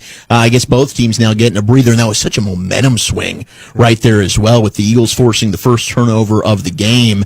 I know, like, NBC is talking about, how's the weather impact both these teams? I mean, it's a fair question. I think, if the Cowboys weren't able to run the football as well as they have, I would think, is there anything, in the passing game? But it doesn't sound like it doesn't look like, and Christy was just telling us that it's really raining. It was just the lightning. The lightning is going to be a problem. I'll tell you where this benefits the Cowboys. It gives Jake Ferguson a chance to kind of catch his wits a little bit. He can sit. This is probably going to be, maybe an hour delay is what we're talking about here. Once you get, I've been a part of some of these where all of a sudden the lightning, and every time there's a lightning bolt or lightning that's heard or saw or registered, then it add 30 more minutes onto it, So, yeah, this thing is not going to be over anytime soon, but it's going to give, I believe, Jake Ferguson an opportunity to kind of get himself back together again. Let's join Mike Tirico as he was talking with our morning show, Sean and RJ, on the flagship 105.3 The Fan. Here's Mike as things are looking back like they used to, huh? We started with the Hall of Famer. We have the radio call on this station. He's got the TV call tomorrow night, NBC, Football Night in America. Back with us again, the great Mike Tirico on the D&M Leasing Hotline on the home of the Cowboys with Sean and RJ. Good morning, sir. How are you? Guys, good to catch up. Happy season. How you doing? Doing okay. I feel like just okay. Yeah, the wind is taking out of my sails, Mike, of this trade. Can I coach you up? Can I coach you up? Coach me up, coach. Okay, coach you up. Listen. So it ended in early January. You've been waiting 9 months for tomorrow night, right? Yes. Nothing like the 17 fans hope the 18, 19, 20 game days with the Cowboys. So I'm going to let you pout. I'm going to let you be miserable. Let you sit and wallow in your sorrow for another, I'm going to give you 12 hours. Okay, 12 hours. But by tonight, when you do the face-on-pillow thing and you go to bed, it's time to turn the page. Because it ain't changing. It's giving you more groceries than you could shop for, to use Coach Parcells' old line. Yeah. And you're making a lot of good meals every day out of it. So dig in and just start over. How about that? That's very good advice, Mike. Unfortunately, when I go and Google Mike Tirico, I'm now brought back down to earth when it says salary cap management by the Cowboys probably led to this situation in trade. So now I'm all up in my feelings all over again. What did you think of the deal?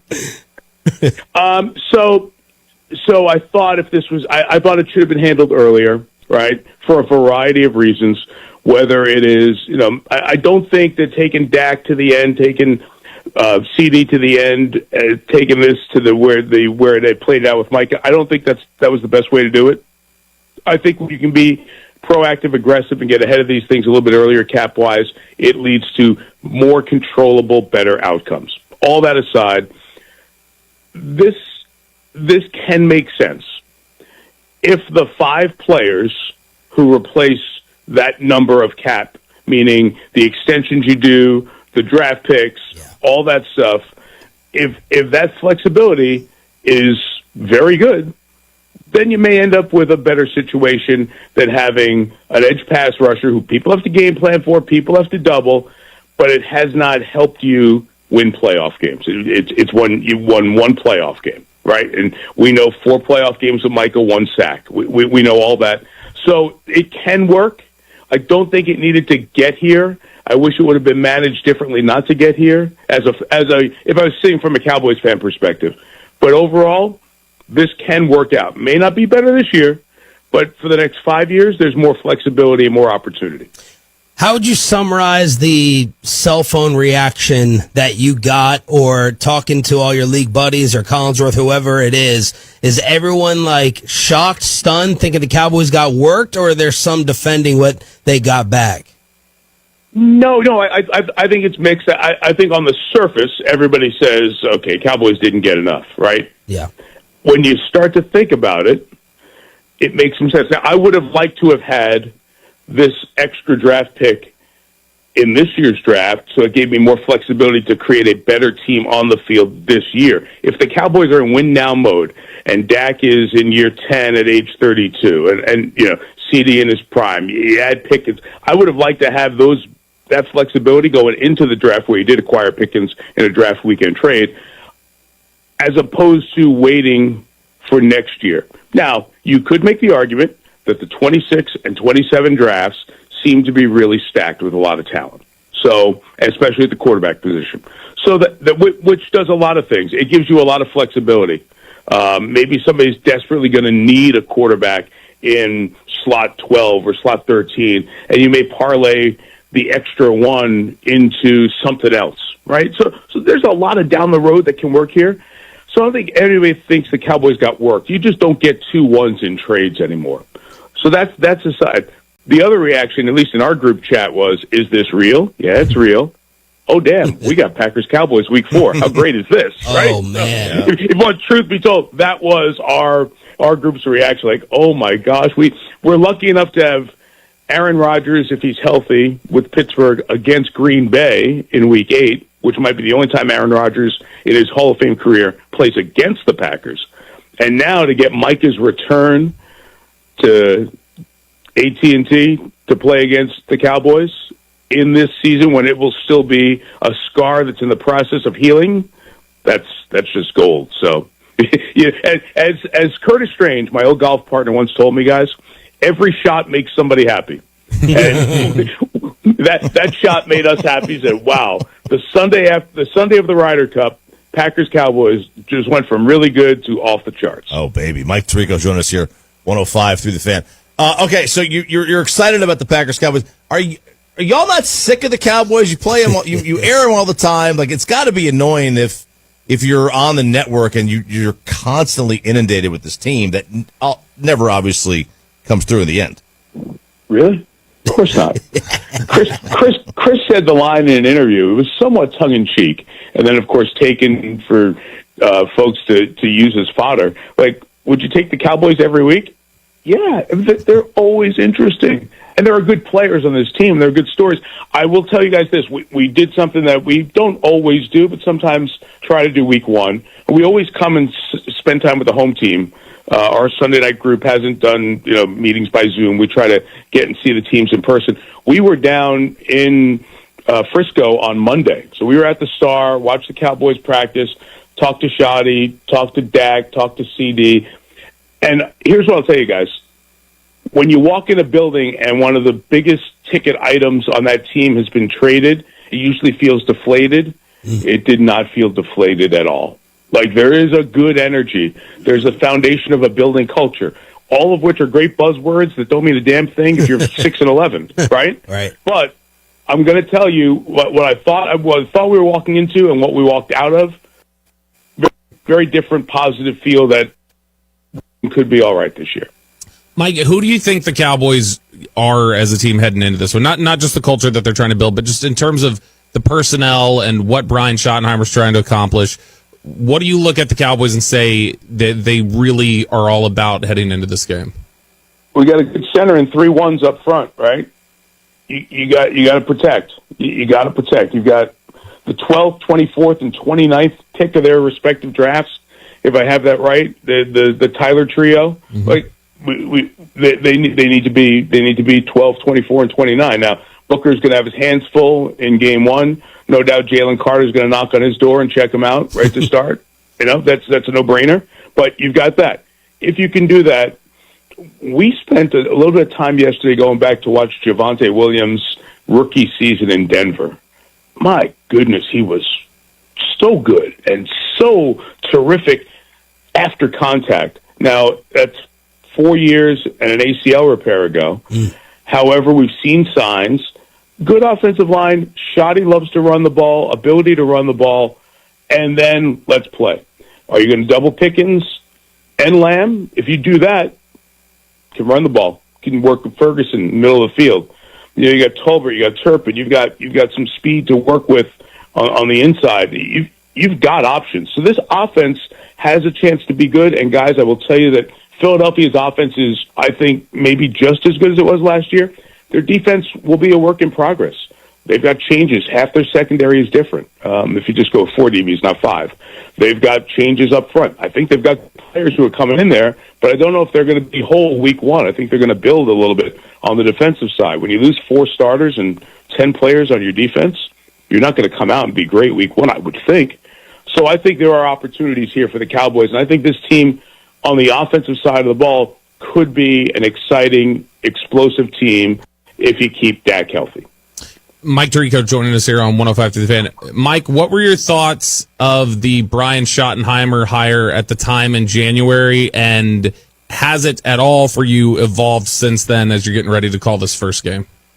I mean, surprised that it wasn't the list of people you were thinking about was not Brian Schottenheimer right away. It's rare that an offense has a poor year, right? And is, 21st in points and 27th or so in running in terms of yards per game. It's rare that offensive coordinator will get promoted within the same building. But it makes sense when you know Shotty. I've known Shotty forever. Worked with Marty. Marty was one of our partners on the set when we did the Cleveland Browns expansion draft. So to tell you how old I am and how long the Schottenheimer family has been, part of what we've done covering the NFL. Great family, great football coach. I think a guy in year one who can handle what the Dallas Cowboys job is.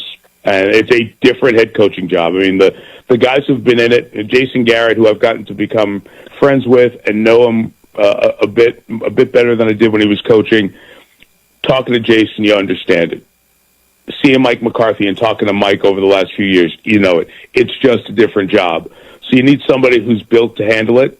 And Shotty has seen everything in the NFL through his 25 years of experience and through growing up and seeing his dad go through it. As he told us the other day, heck, my dad went 14-2, number one seed, fluke play in the playoffs in a divisional game, and he got fired.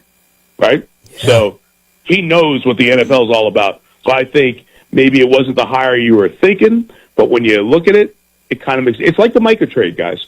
It's like when you look at it, really? But then when you stop to look at it, you can see what the Jones family was thinking and how it can make really logical sense without stretching the boundaries of reality.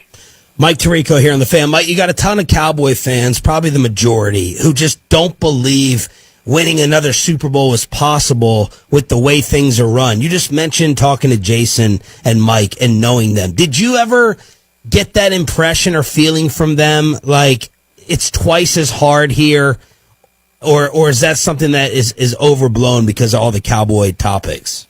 Where it's hard in places where the ownership isn't involved every day. It's hard in places where you don't have the resources. It's hard in places where you've got to bring free agents or guys to the building, and the building is not something you're proud of because that's their work office every day, right? It's hard when you tell people, "Hey, we're trying to get fans interested in us," right? Guys love this, right? You tell me most of the guys who play for the Cowboys don't love the experience. Some don't. Most do. Many have turned it into a second or third career because of their exposure in the Dallas market and being the guy wearing the star. We're not doing 7-8 part Netflix series on a lot of other teams in the league, right? So, like everything, there's a little bit of blessing, there's a little bit of burden. And it's up to you to empower yourself to benefit from the blessing side and not let the burden side weigh you down. Can the Dallas Cowboys win a Super Bowl the way everything's constructed? Absolutely they can. They've won 12 games 3 of the last 4 years and been to the playoffs. Now, a lot of teams have these playoff issues.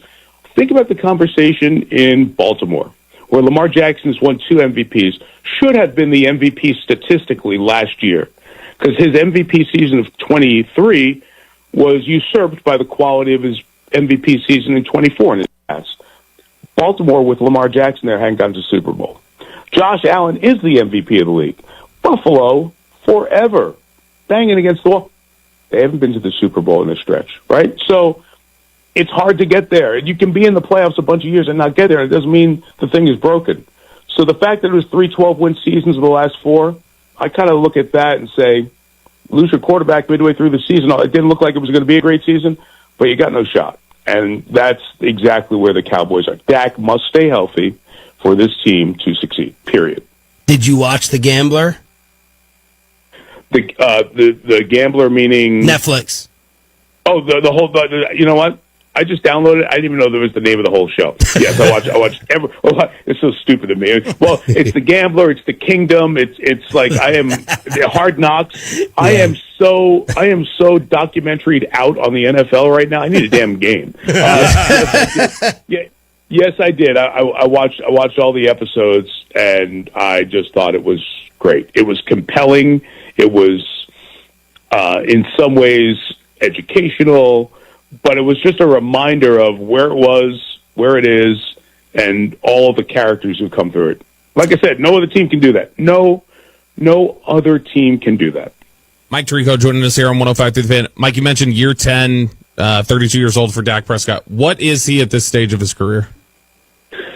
Well, he's not a guy who's outside the pocket a lot, right?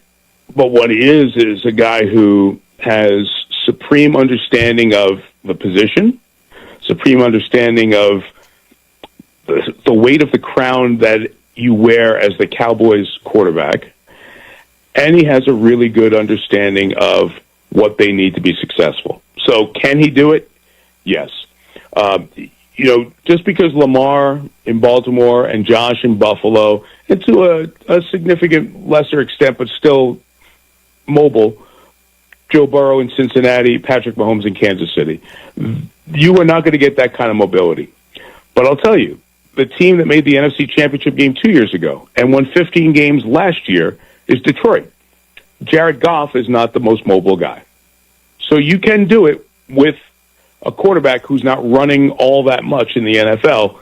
The difference is you need terrific offensive line play, and that's why, as unsexy as it is to be a topic on First Take, and Lord knows they've done every Cowboy topic. That's a good point. They've done every Cowboy topic imaginable, except maybe the most important.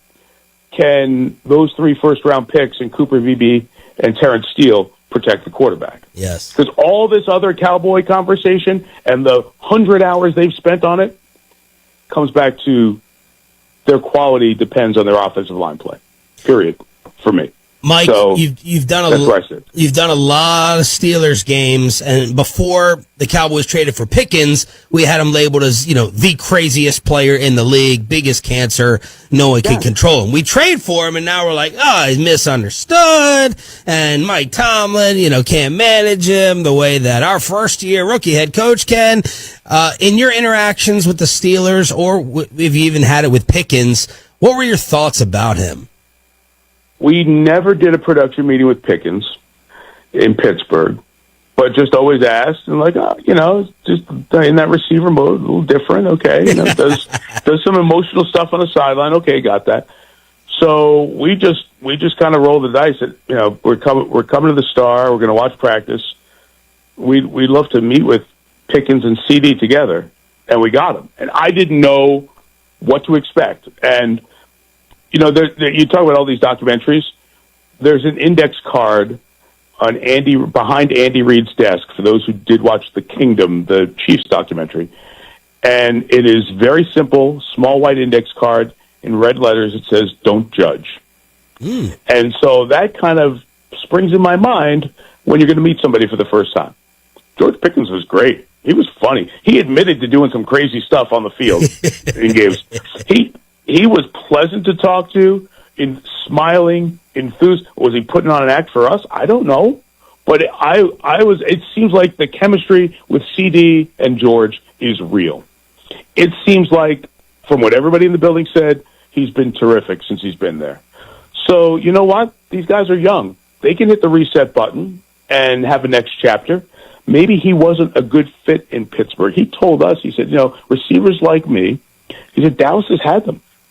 Historically, high personality, high energy, all of that. Everybody who watched the Cowboys Netflix doc, reminded of Michael in spades with all that. And God, we're reminded of Michael every time we see Michael, including on the sideline Sunday night at the Miami Notre Dame game. I think Michael was in more shots than Mario Cristobal, the coach of the Kings, which is awesome, which is vintage Michael, right? And good for Miami. So that's a long way of saying I'll invest. I'll emotionally invest until proven otherwise. Deserves a chance from watching him, anecdotally hearing how it's been at the Star, and talking to him in person to say, you know what?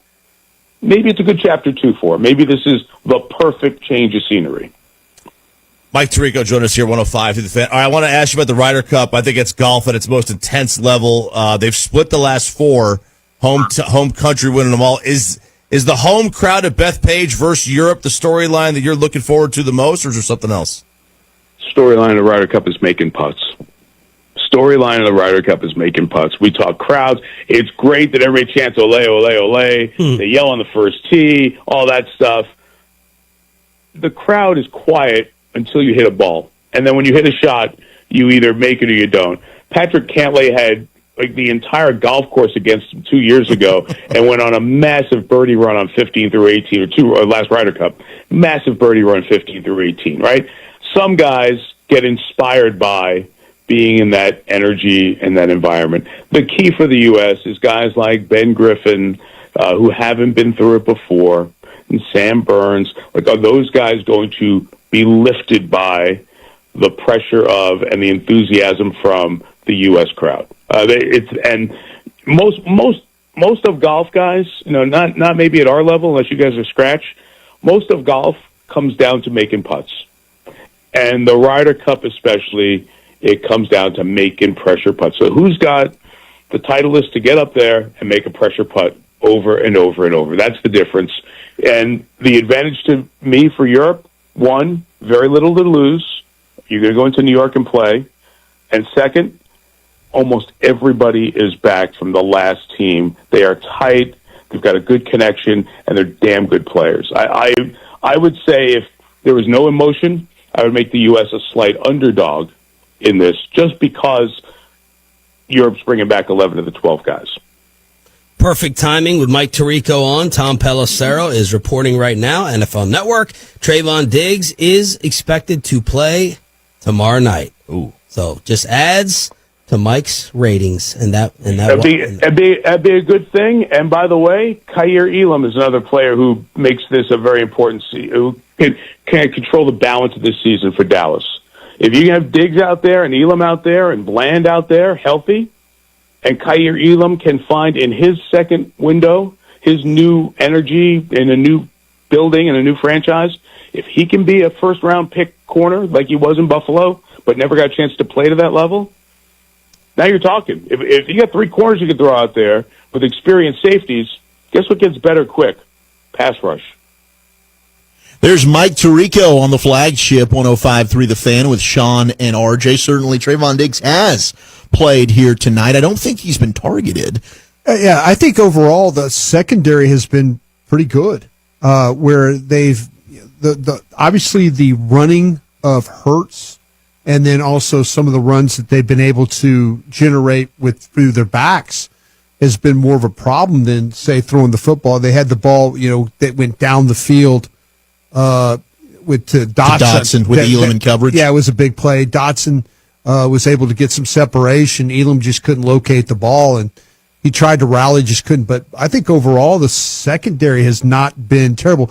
It had a missed tackle or two in space when the ball was into the flat, but other than that, I think they've been pretty dependable. Everything seems to be underneath. It's Dallas Goedert and passes like that. Let's pause 10 seconds to allow stations to identify themselves across the Dallas Cowboys radio network. Hi, this is Brad Sham, and you're listening to Albuquerque's home for the Dallas Cowboys, ESPN Radio 101.7 The Team. KQTM-FM, Rio Rancho, Albuquerque. 20 Eagles leading the Cowboys, and we're in a weather delay. Zach Wolchuk alongside the Super Bowl winning scout, Brian Broaddus. Let's head back out to Lincoln Financial Field, get an update from Christy Scales. Christy.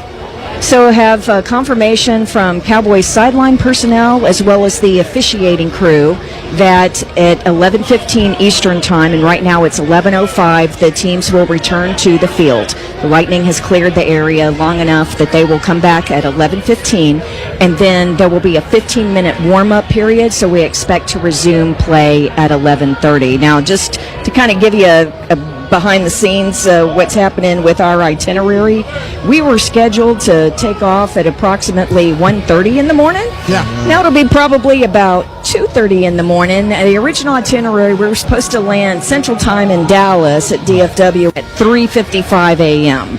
So hopefully we're able to make the morning shows, right? Yeah. With the delay. But the good news is that in just under 10 minutes, the players will come back on the field. 4:44 left in the third quarter, and the Cowboys trailing the Eagles 24-20. Thank you so much, Christy. So good news here, 10:30 Central. Hopeful to get this one underway, but let's talk with our Cowboys insider, also member of that morning show with Sean and RJ, Bobby Belt. And Bobby, that's got to be terrible news for you to hear as you're trying to make it on that charter, get home, and then rejoin the guys for the morning. Boy, it's something about Pennsylvania, man. It was Pittsburgh last year. It's Philly this time, both of them night games, and yeah, this will probably end up about the same. I think we landed back from Pittsburgh that morning at like 5:06, so we'll just roll right into the station. Yeah. Bobby, just kind of the impressions of what you've seen so far. You have to be super pleased with offensively after really just kind of watching training camp practices, right? Mm-hmm. Yeah, I mean, offensively, it's been really good. It's been really impressive.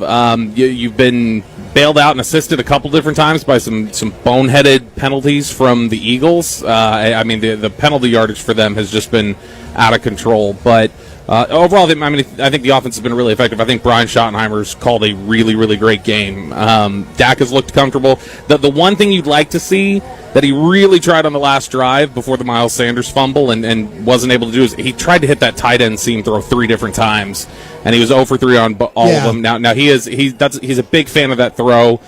You'd like to see a little bit more of that, but otherwise, I mean, I've been really happy with everything on the offensive side of the ball. Obviously, first look, I think Guyton's been really good for coming out here and playing with, no practice time basically, and some of the struggles he had last year. So overall, I think this has been an A from the Cowboys offense, other than that fumble from Miles Sanders. And on the defensive side of the ball, we were talking about coverage has been pretty good, but lane discipline, playing assignments, maybe some missed tackles in space, not up to snuff. Yeah, what it reminds me of a little bit, and Matt Eberflus is a Rod Marinelli disciple. The back half of Rod Marinelli's last year here, where Jeff Driscoll ran for like 60 yards on you, and then Mitch Trubisky ran for 60 yards on you, and Josh Allen had a career performance on the ground. They had like a 4-week stretch there where they weren't able to get home with their 4. They're trying to get upfield so much with the defensive tackles and everything else that you create these running lanes, and it's just felt like that all night, where things have been covered up, but then Jalen Hurts has just free range to run around the field. So that's been a frustrating aspect of this. The run defense obviously has not been great even outside of that. Saquon Barkley has been able to, just kind of nickel and dime you and then occasionally bust a bigger run. But, the defense, that's been a discouraging aspect, other than that last drive coming out of the second half where they managed to finally get some pressure there with Marshawn Nealon and Dante Fowler. Yeah, you mentioned Barkley, a long run of 16, Hurts, a long run of 15. Shipley had one of 20, and then Dillon with 3 carries, he along of 9 there. So that has been a little bit of some problems there. Yeah, they've had, the run defense has not been good, and Kenny Clark was brought here to help contribute and to help improve it, but I don't think anybody was sitting here saying that Kenny Clark was going to come in here and all of a sudden make your run defense great. And so I think that's the thing, is that what you're looking out here and seeing is this is clearly a run defense that they were very concerned about and they knew was a deficiency, and you're seeing kind of the results of that, and they really need guys to step up and play a little better. Yeah, and assignment football is so huge, but assignment football against one of the better offensive lines in the league, absolutely, and an MVP running back. Yeah, that is going to make, and a quarterback that's not afraid to run out of the pocket. So that's going to make you look bad. Yeah, no, 100%. And now I will say that outside of just the rush, I have liked, you're going to be limited in some ways, but just watching the motor and the effort and the pursuit and things like that, I've really liked Marshawn Nealon tonight. And I think I'm going to like what I see on tape with him. Dark horse player. I had GFL asked me in the pregame, who's your dark horse guy? I said, watch Marshawn Nealon. He's been relentless. He's had really good training camp practices, like playing right and left in, running plays down, and being a pass rusher. Yeah, and see, that's the thing, is that when they drafted Mozzie Smith, they talked about these tools that they believed he had that he could translate, and then it didn't happen. Or they've had other guys in the past that they've talked about these tools that they think can translate, that maybe they didn't show up on tape at college. Luke Schoonmaker, another one. It's good to see that Nealon is the guy so far here in the second season who they talked about the pass rush potential and the toolbox that he had there, and he just had to kind of put it together. You've seen over the summer him starting to put it together and become a more effective pass rusher. And if he can do that, with the run defender that he already is, that is the DeMarcus Lawrence starter kit that they were hoping they might get with Marshawn Nealon. And I think so far tonight it's been a good start for him. Hey, Bobby, while I have you on, how surprised were you with the Mozzie Smith, healthy scratch? Is this like the end of Mozzie Smith? Are we going to move on from this? I mean, Perion Winfrey was hurt. He couldn't play tonight, and Mozzie still couldn't get active. And it's a defensive tackle room that is pretty thin. Right. So, I mean, that's not a great sign. But this is why he was on the bubble. This is why he was one of the guys probably between 48 and 53. And then Brian Schottenheimer talked about it last week, that he pulled Mozzie into his office around cutdown day and just told him, hey, just had a heart charge with him. And, look, we need you to step up. You can do this. Let's put our head down and work. But this just shows, I think, how they view him right now. Yeah, and I agree. he needs to get better. But he has to also earn that opportunity to get better. He has to earn it in practice and earn it with not just his performance in practice, but I think also at times his body language in practice. 24-20, Eagles leading the Cowboys here as we're in a weather delay. Hopefully, players are going to resume their warm-up here on the field in just a few minutes, and we'll get play back underway around 10:30 Central Time. As we're talking with our Cowboys insider, Bobby Belt. Speaking of inactives, and it's very prisoner of the moment because the running game has been really good, and Javonte Williams has been certainly a pleasant surprise. But after Miles Sanders rips off what was that 49-yard run, gets caught from behind, and then fumbles, how surprised are you about Jaden Ballou being inactive tonight? I mean, I think we got to remember Jaden Blue's a fifth-round pick who couldn't seize the job at Texas. I like him. I like the potential. I like the upside. Do we overrate him, Bob? Is that what you're yeah, calling 100%. 100%. Not you in general, but I mean just in general as a fan base, whatever. Every year, what is it? We all find the day 3 pick that we're in love with, and we find the undrafted free agent, and we want to see it. We want to believe in the potential. And I think Jaden Ballou could very well end up being a Pro Bowl back at some point in his career, but he missed a lot of time in training camp, missed a lot of practice. This is a slick field they were anticipating tonight, and it's a guy coming off of an ankle injury. And so I think that they needed to see just unequivocal evidence to make him active in the first game when they played the last preseason game against Atlanta. And I think they thought he did solid. I don't think they saw enough of that. And so if Diggs were 100% healthy and they didn't need maybe the extra corner, Jaden Ballou probably is active. See, that's what, I was thinking. People were telling me special teams was the call on this one. That Flournoy was better on special teams, and that's why that he was called up. But I see what you're saying here. I know one thing. I don't think Blue would have been fetched like Sanders got fetched. No, yeah, that's, of course, how fans are feeling. Like, if that was Blue, that's a touchdown. There's no doubt about it. Here's what I will tell you about Jaden Ballou. Jaden Ballou is not following the blockers as patiently as Miles Sanders with a 5-yard gain. That's a good point. He's also just as capable of fumbling on that play that Miles Sanders had. That was his issue at Texas as well. Yeah, and look, I mean, there's the time you miss. They want to do a lot of different things with these backs, motion them out, put them in the backfield, do different things, especially with Jaden Ballou, who is a receiving threat. They also may not feel comfortable yet with his command of everywhere that he's supposed to be and everywhere he's supposed to line up, and they want to avoid some of that confusion. That could also be something that's at play here. But I think that Jaden Ballou will get his opportunities eventually. I don't know. I saw somebody say on Twitter when the inactives came out, they said, the fact that Jaden Ballou is inactive tells me that this team is still unserious. And it's like, he was a 5th-round pick, guys. Like, I mean, we should just throttle back a little on that one, probably. And the Cowboys are now taking the field, jogging out here. Oh, you can hear the Boo Birds. 24-20 Eagles with the lead. Bob, before we let you go, there were 2 big injuries, I think, for both teams. Right before the field goal for the Eagles, 2 plays prior, Landon Dickerson it looked like, nicked up. And then you had 2 really good plays by the Cowboys defense that forced the fumble. And then Ferguson, who, as Christie told us, was getting checked out for a concussion. Maybe there's not new information on either yet, but, I mean, how drastically could that change things for the Eagles line if Dickerson's banged up, and then for Ferguson from the Cowboys standpoint? Yeah, I'm taking a look out on the field right now. Ferguson is out there. He just came out with the offense. So Ferguson's on the field with a helmet on, so I imagine he's fine. Landon Dickerson, I don't see him out there right now. I can barely see the Eagles group. He was limping bad when he was... He was limping, but there was no, and this doesn't necessarily mean this isn't the case, but there was no press box announcement about him being evaluated for anything. Typically, they will chime in if there's something official, but I do see Jake Ferguson out here going through the warm-ups and jogging, and as I look down here, I believe, it's hard to see on the side here, but I believe Landon Dickerson is down there with the Eagles. Okay. Bob, were we successful? Get me pretzels. I haven't gotten any bags. I need to ask Bob Thomas. Bob Thomas, did you bring any Ziploc bags for the pretzels? No, he didn't. It doesn't look like he did. Bob. Oh no, he gave me a thumbs up. Oh, he gave me a thumbs there up. we go. He did. Hey, Bob. There you go, Brian brought us. He's giddy. What was the spread like in the press box there, Bob? Anything to add, Bob?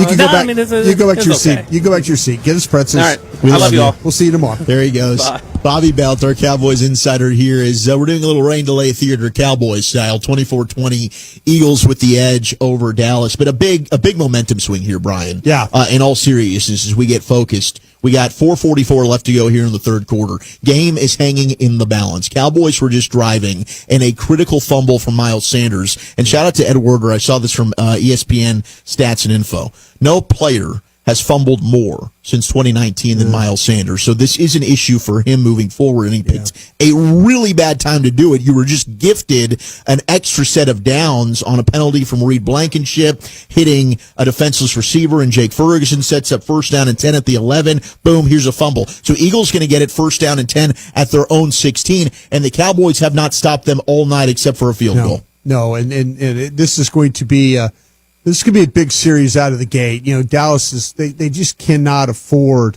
to give up 7 points in this thing, or this thing could get out of hand. I mean, Dallas is moving the ball. They've got another quarter. They have 4 minutes left. But man, if they could just somehow get the Eagles off the field here, get this thing into the fourth quarter, and then and see what happens from there. But something's got to happen. You know, Matt Eberflus has got to come up with something scheme wise that maybe the Philadelphia Eagles haven't seen. Maybe this helped them to get back into the locker room and kind of have an idea of what they have to do in this getting this extra 30 to 45 minutes to talk about what needs to be done. All right, 24-20 is the score here. Also of note, I mean, when you look at the wide receivers, certainly CeeDee Lamb's been having a great game. 3 catches, 86 yards to lead the team. He's got 6 targets. Only 3 targets for George Pickens. Do you think we get a little bit more George Pickens here in the remainder of this game? You know, I think you absolutely have to think. I think what's so impressive is the fact is, and maybe in the second, maybe this last in the fourth, but man, and I shouldn't talk about what the Eagle receivers have not done very much. No, let's not speak about that. I'm not even talking about A.J. Brown. That was the first time in his career not targeted in the first half. Let's keep that going. Yeah, let's keep that going. But yeah, I think you find a way. I think that after that penalty, I think George is going to play a little angry here, and it'd be a good opportunity to get him controlled anger, George. Get him cut loose on some plays. That's what we need. Controlled anger in between the whistles. All right, Christy Scales with an update for us. What do we got, Christy? Well, just unintended consequences, right? When you have a lightning delay. Mm-hmm. One thing that they didn't have in either locker room was, you guys have probably seen these prepackaged single Smucker's Uncrustables. Oh, these things are amazing. Oh, player's dream. These are amazing. Yeah, the little round sandwiches that have the crust taken off. 3,000 calories apiece. And I'll just let you know that both grape and strawberry were available in both locker rooms. So while the players were waiting it out, at first they're like, where's the food? And then the sandwiches were delivered. There you go. That's the scoop we're looking for, Christy. Jake Ferguson, it looks like he is out on the field. We don't have any update on him yet. He's just running a route, it looks like, right there. Yeah. Yes, he is on the field. So they would not give him his helmet back if he were ruled out with a concussion. Perfect. Wonderful. Thank you so much, Christy. We appreciate you, and hopefully this one continues without any further delays, or else they better get some more Uncrustables ready to go. Yeah. Your lips to God's ears, guys. Yeah, we got you, Christy. We don't want you getting delayed anymore on this flight home, as it's 24-20. Eagles are holding a 4-point lead. They're going to get the ball back. I did know, and this is one thing already. I just want to give kudos to this new coaching staff. Mixing and matching personnel. And if guys haven't been getting it done, or if they need something like James Houston, we didn't see much from in the first half. Pass rush hasn't been doing it enough. James Houston gets in there in that first series of the second half. Linebacking play could be better. Maris Leofau gets in there in the second half. So I wonder what the rotations are going to look like. And to your point, so far in the secondary, just the one big play. Kyrie Elam gave up that 151-yarder, and the coverage wasn't bad. He just needs to make a play on the football, Brian. No, absolutely. Hurts numbers, 13 for 15, and I hope I don't talk this into existence here in this little bit in the third and into the fourth, but 13 for 15 for 111, and the big play, that 51 yards of that 111 was on one play. And so if you do the math, and I went to school in Louisiana. We're not the best at math. We have a lot of fun there. I'm super proud of being there from Louisiana. But, yeah, like I said, I think the secondary for the most part has held up pretty well. It's been the plays that Hurts has made with his legs that have really hurt this Cowboy defense. Yeah, he's got 48 yards on the ground. His ability to break, contain, and scramble has certainly hurt the defense, as Malik Hooker, your leading tackler right now, with 7. Kenneth Murray with 6. One thing about Kenneth Murray, we'll go back, we'll watch the tape, we'll see how everything was in terms of his run diagnosis. You kind of feel like linebacker play hadn't been great? I don't think it's been great, but he has put ball carriers on the ground. I will say that. He has been a steady tackler for Kenneth Murray. Yeah. And that's something to praise him for. Damone Clark and Kyrie Elam both tied with 4 tackles apiece. And then, as we mentioned, Sanders is technically your leading rusher, but I've been super impressed with what we've seen from Javonte Williams, Brian.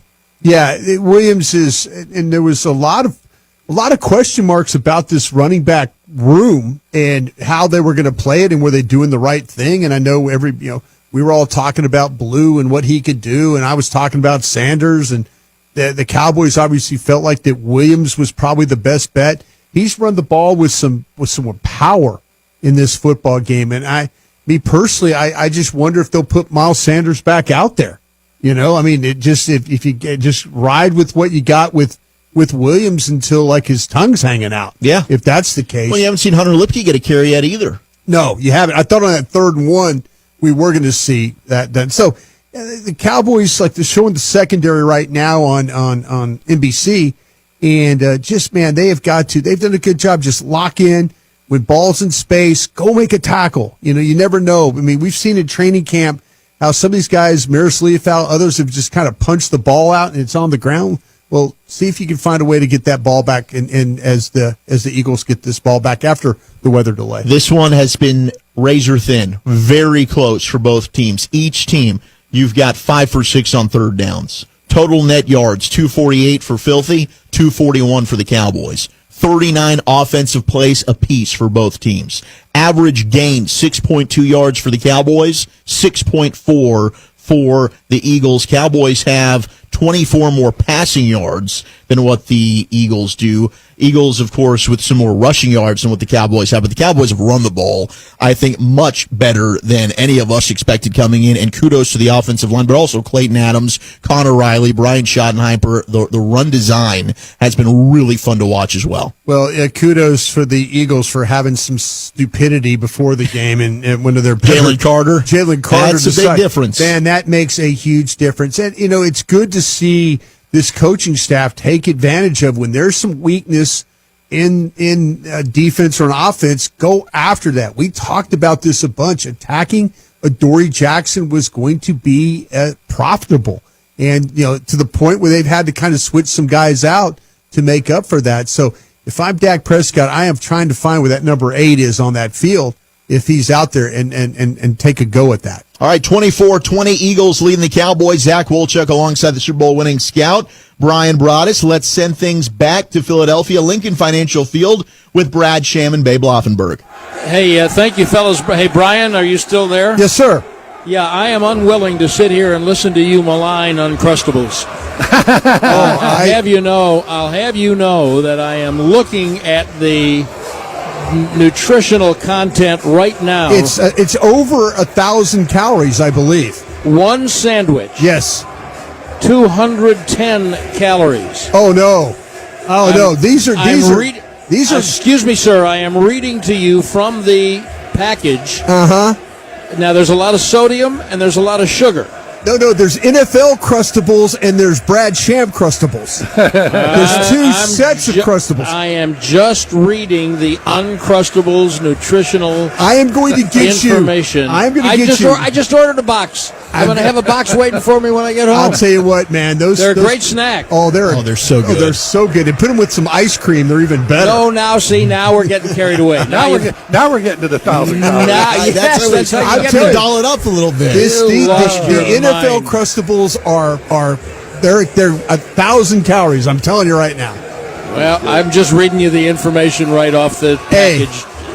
What can I tell you? You guys do us a favor. Bring this thing home now. Come on. You played well now. Just bring it home. All right. Thanks. And I was texting with Sean Sharif, the co-host of our flagship station morning show, because they used to do, and they still do. I was going to ask him a thing regularly, star up, star down. Yeah. And so I was thinking about who their star. They can handle the star down. I mean, that's fairly easy, but. Brian and Zach were just talking about a couple of guys. I mean, Schottenheimer's got to get a big star up. Oh. Don't you think? Yes, absolutely. And Javonte Williams and some of the offensive linemen and CeeDee Lamb. And, I'd say there's a lot to like about. Now, you'd like them to finish it up. Would you like them to win the game? Of course. But there was so much uncertainty. That's how we started. What are we going to see? Well, we've seen a very competitive team that doesn't think it's going to lose the game from the beginning. Well, they're going to come out here now. Both teams are on the field. Offense for Philly, defense for Dallas, milling around a bit. But, you look at it and everybody always, who does this favor? Who knows? But I will say the Miles Sanders fumble, which is the last play before they cleared the field, all of a sudden, that's a big momentum swing. The fans get back into it. So, obviously, they cleared the field. They cleared the stands. So, you're not going to pick up where you left off as a fan base saying, we just got the fumble recovery. They probably forget, as I did. I had to go back and look and make sure. Okay, what was the last play? Okay, I got one quick one for you here, Brad. Okay, this is my indulge me here. This is our 2-minute warning until play starts. Yeah. So, I've been young man for years. I always indulge. Well, Joey and I took a vacation to Bozeman. We did our fly fishing trip. I remember. Met a great young man named Austin Feist. He works for Sims. We went into the Sims fly fishing place. He's a big Philadelphia Eagles fan. Long and short, he sent me a photo. After we left, he caught a 30-inch brown trout. Now, 30-inch trout is the holy grail. I mean, when you hit 30, it's like a hole-in-one in golf. I said, "Oh man!" I said, "You got to. Where'd you catch that? Because I want to go to that spot and go to that river." And he said, "I can't tell you." What do you mean you can't tell me? Yeah, what do you mean you can't tell me? He said, "If you say on the air, go Birds, I'll tell you where it is." So I'm going to say, ready? Yeah. Go Birds. Okay. Now I didn't tell him that I had meant it or anything, but I said it. But Miles, Austin, was it Miles? Austin? Yeah, Austin, I better find out before we're on the air a week from Sunday against the Giants at noon that Babe knows how to get to this fishing hole, and he better catch some dadgum trout. Okay? All right, let's play football. Restarting at the Eagles 16, left to right. They lead 24-20. Hurts in the gun. Whistle as he hands it to Barkley. The whistle blew. I'm laughing bad. I'm just saying, do you think the officials, they go into their locker room as well? Well, I wasn't ready. I didn't have my Uncrustables. Oh, no, but do you think they went in and Sean Smith is our referee, and he just said, listen, guys, first couple of plays, do not call anything. Okay, we've had a 45-minute delay here, an hour delay. The last thing we need to do is slow this game down anymore. Well, I don't know why the whistle blew, but he lost a yard, and it's 2nd and 11 at the 15.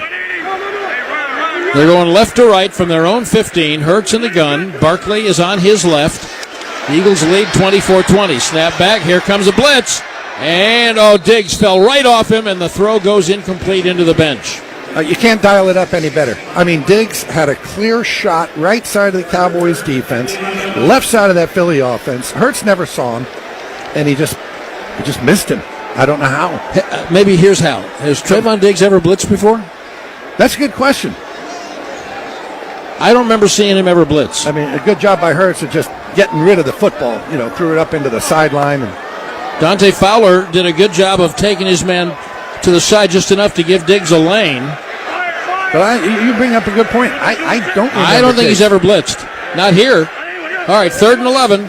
Snap is back. They're coming. Oh, Hurts ran away. To the right side of the 15, to the 20. They take him down short of the first down at about the 23. That is Murray, and it is the rookie Ezeraku. And this is Jerron Bland blitzing from the left side this time. Diggs came from the right side. Bland has a clear shot at Hurts from the left side, just kind of overran him. You kind of got to break down just a little bit as he flies upfield. Hurts just steps up into the pocket. Fortunately forces, I believe, first punt of the game. Yes, it is the first punt of the game.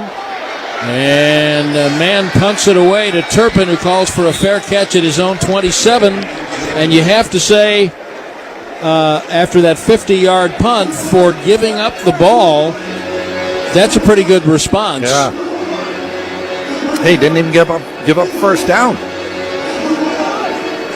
Again, first time either team has punted. Right. Brian Anger, the Cowboys punter, is saying, I do get paid even if I don't punt. He's held. He's been the holder. Okay, there we go. All right, so now after this 1st and 10, I want you to tell me what the offense's difficulties are in establishing rhythm. Coming back. First play is a run. They hand it off inside to Williams. Churning. He's still going at right guard. Look at him go. He's got 4 yards. He should have had 2. So now, what's the difficulty in establishing offensive rhythm after that long delay? Well, it's really just getting your energy back up, right? I mean, you have so much adrenaline running to kick this game off, and as it's going, and then you go in and you got to calm down, and you actually got to almost drain your adrenaline. Keep yourself calm, and then you got to get back up and figure out a way to get started again. We saw Philadelphia did not do a great job of it on their first possession. 4 for Williams, 2nd and 6 at the Dallas 30, right to left. And play action. Prescott steps away from pressure, throws to Ferguson on the run, and he makes a lovely catch at the 35-yard line, a yard short of the first down. But that was a nifty job of avoiding the pressure, which was all over him by Prescott.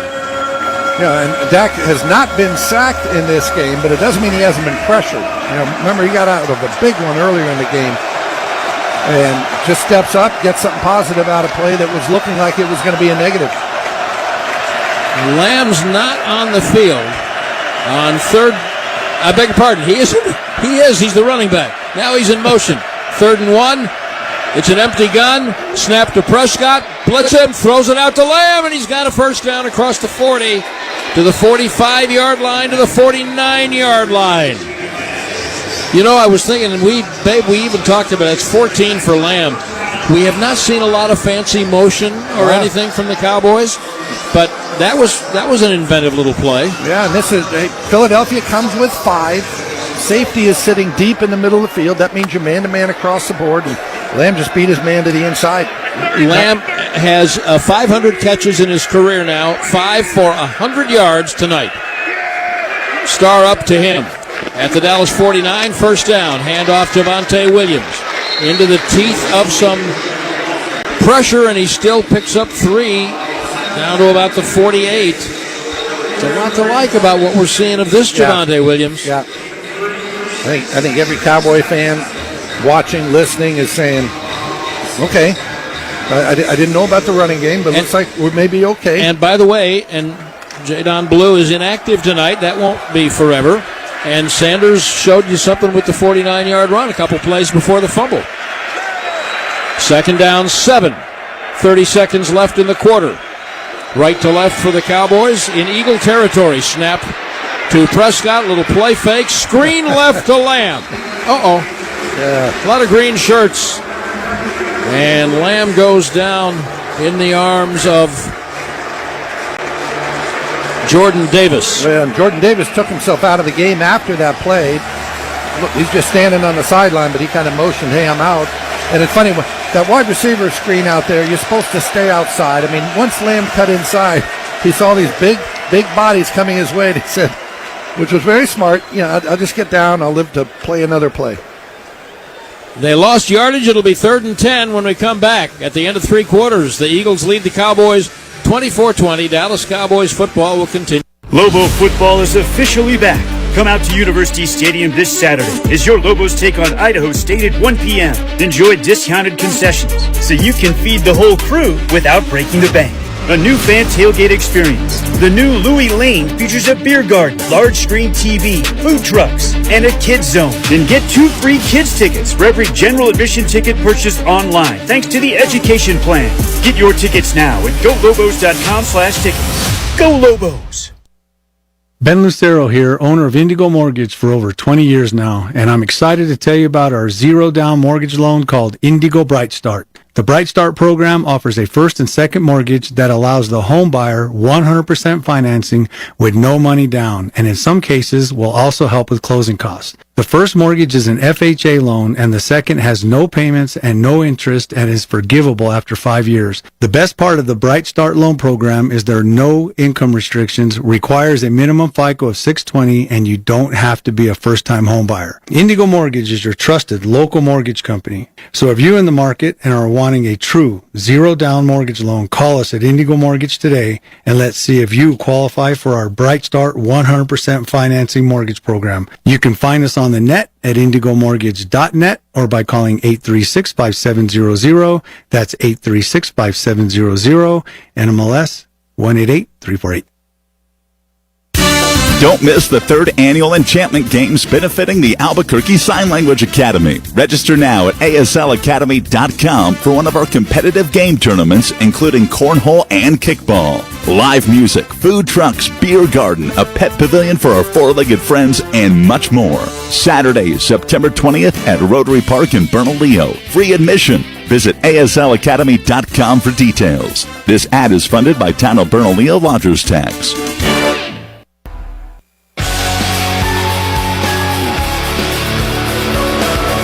The Dallas Cowboys and Tequila Hurricane know the difference between great and extraordinary. Great is making the playoff. Extraordinary is doing it 36 times.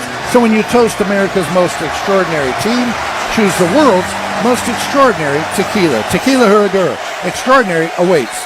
Here comes the fourth quarter with the Eagles leading the Cowboys 24-20.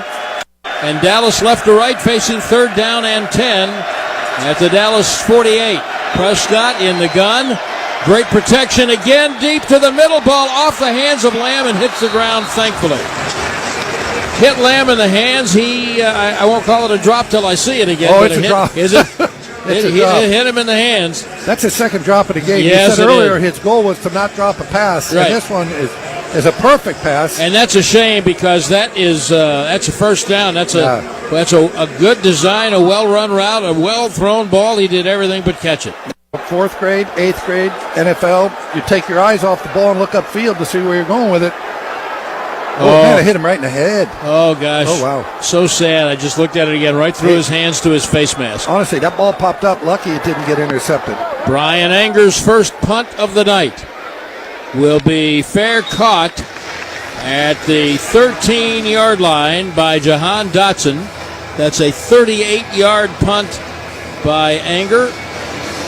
With a fair catch, only 2 punts, and each one fair caught. So the Eagles will now start as we begin the fourth quarter at their own 13-yard line. They lead 24-20, and to recap, the Cowboys scored the first 4 times they had the ball. 2 touchdowns, 2 field goals. In the 5th time they had the ball, they had a nice drive, and Miles Sanders fumbled, taken away nicely by Byron Young, and that was the first turnover of the game, and now they've punted. The Eagles scored touchdowns the first 3 times they had the ball, then a field goal, then a punt. So to maintain symmetry, the Cowboys would need to get a takeaway here. I love symmetry, by the way. Yeah. I really do.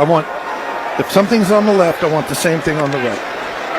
James Houston, as Brian and Zach were just calling for on the Rain Delay Theater, is in at right end, and that's for the first time tonight. The Eagles start at their 13. Empty gun. Hurts standing and looking, throwing it left to Barkley at the 15, and he's gang tackled short of the first down at the 21.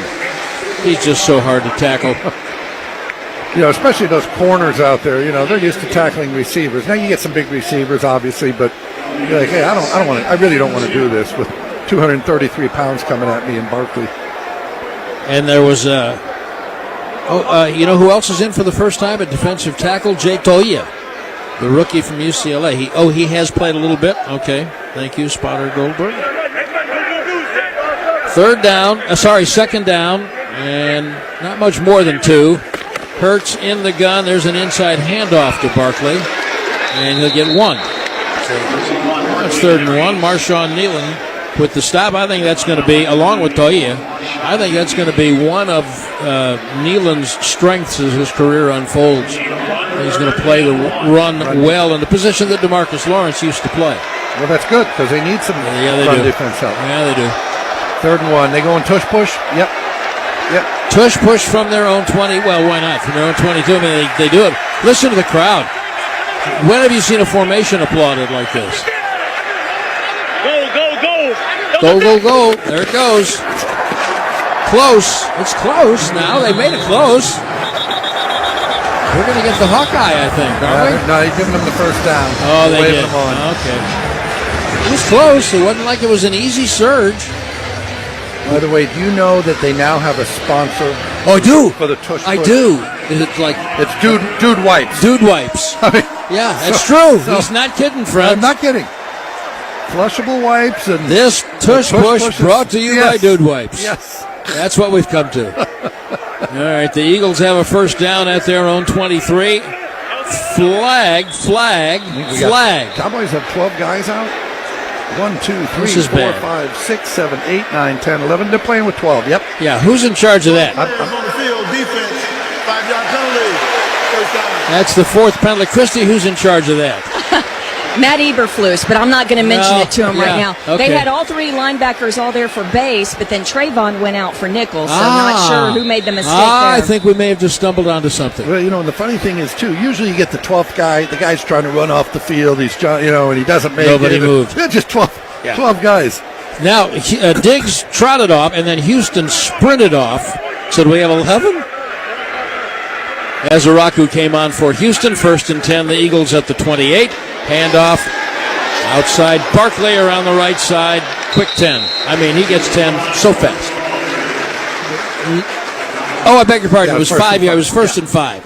Beg your pardon. He's right up against it, though. Yeah, they got about a foot or 2 to 4 go. point something. Yeah.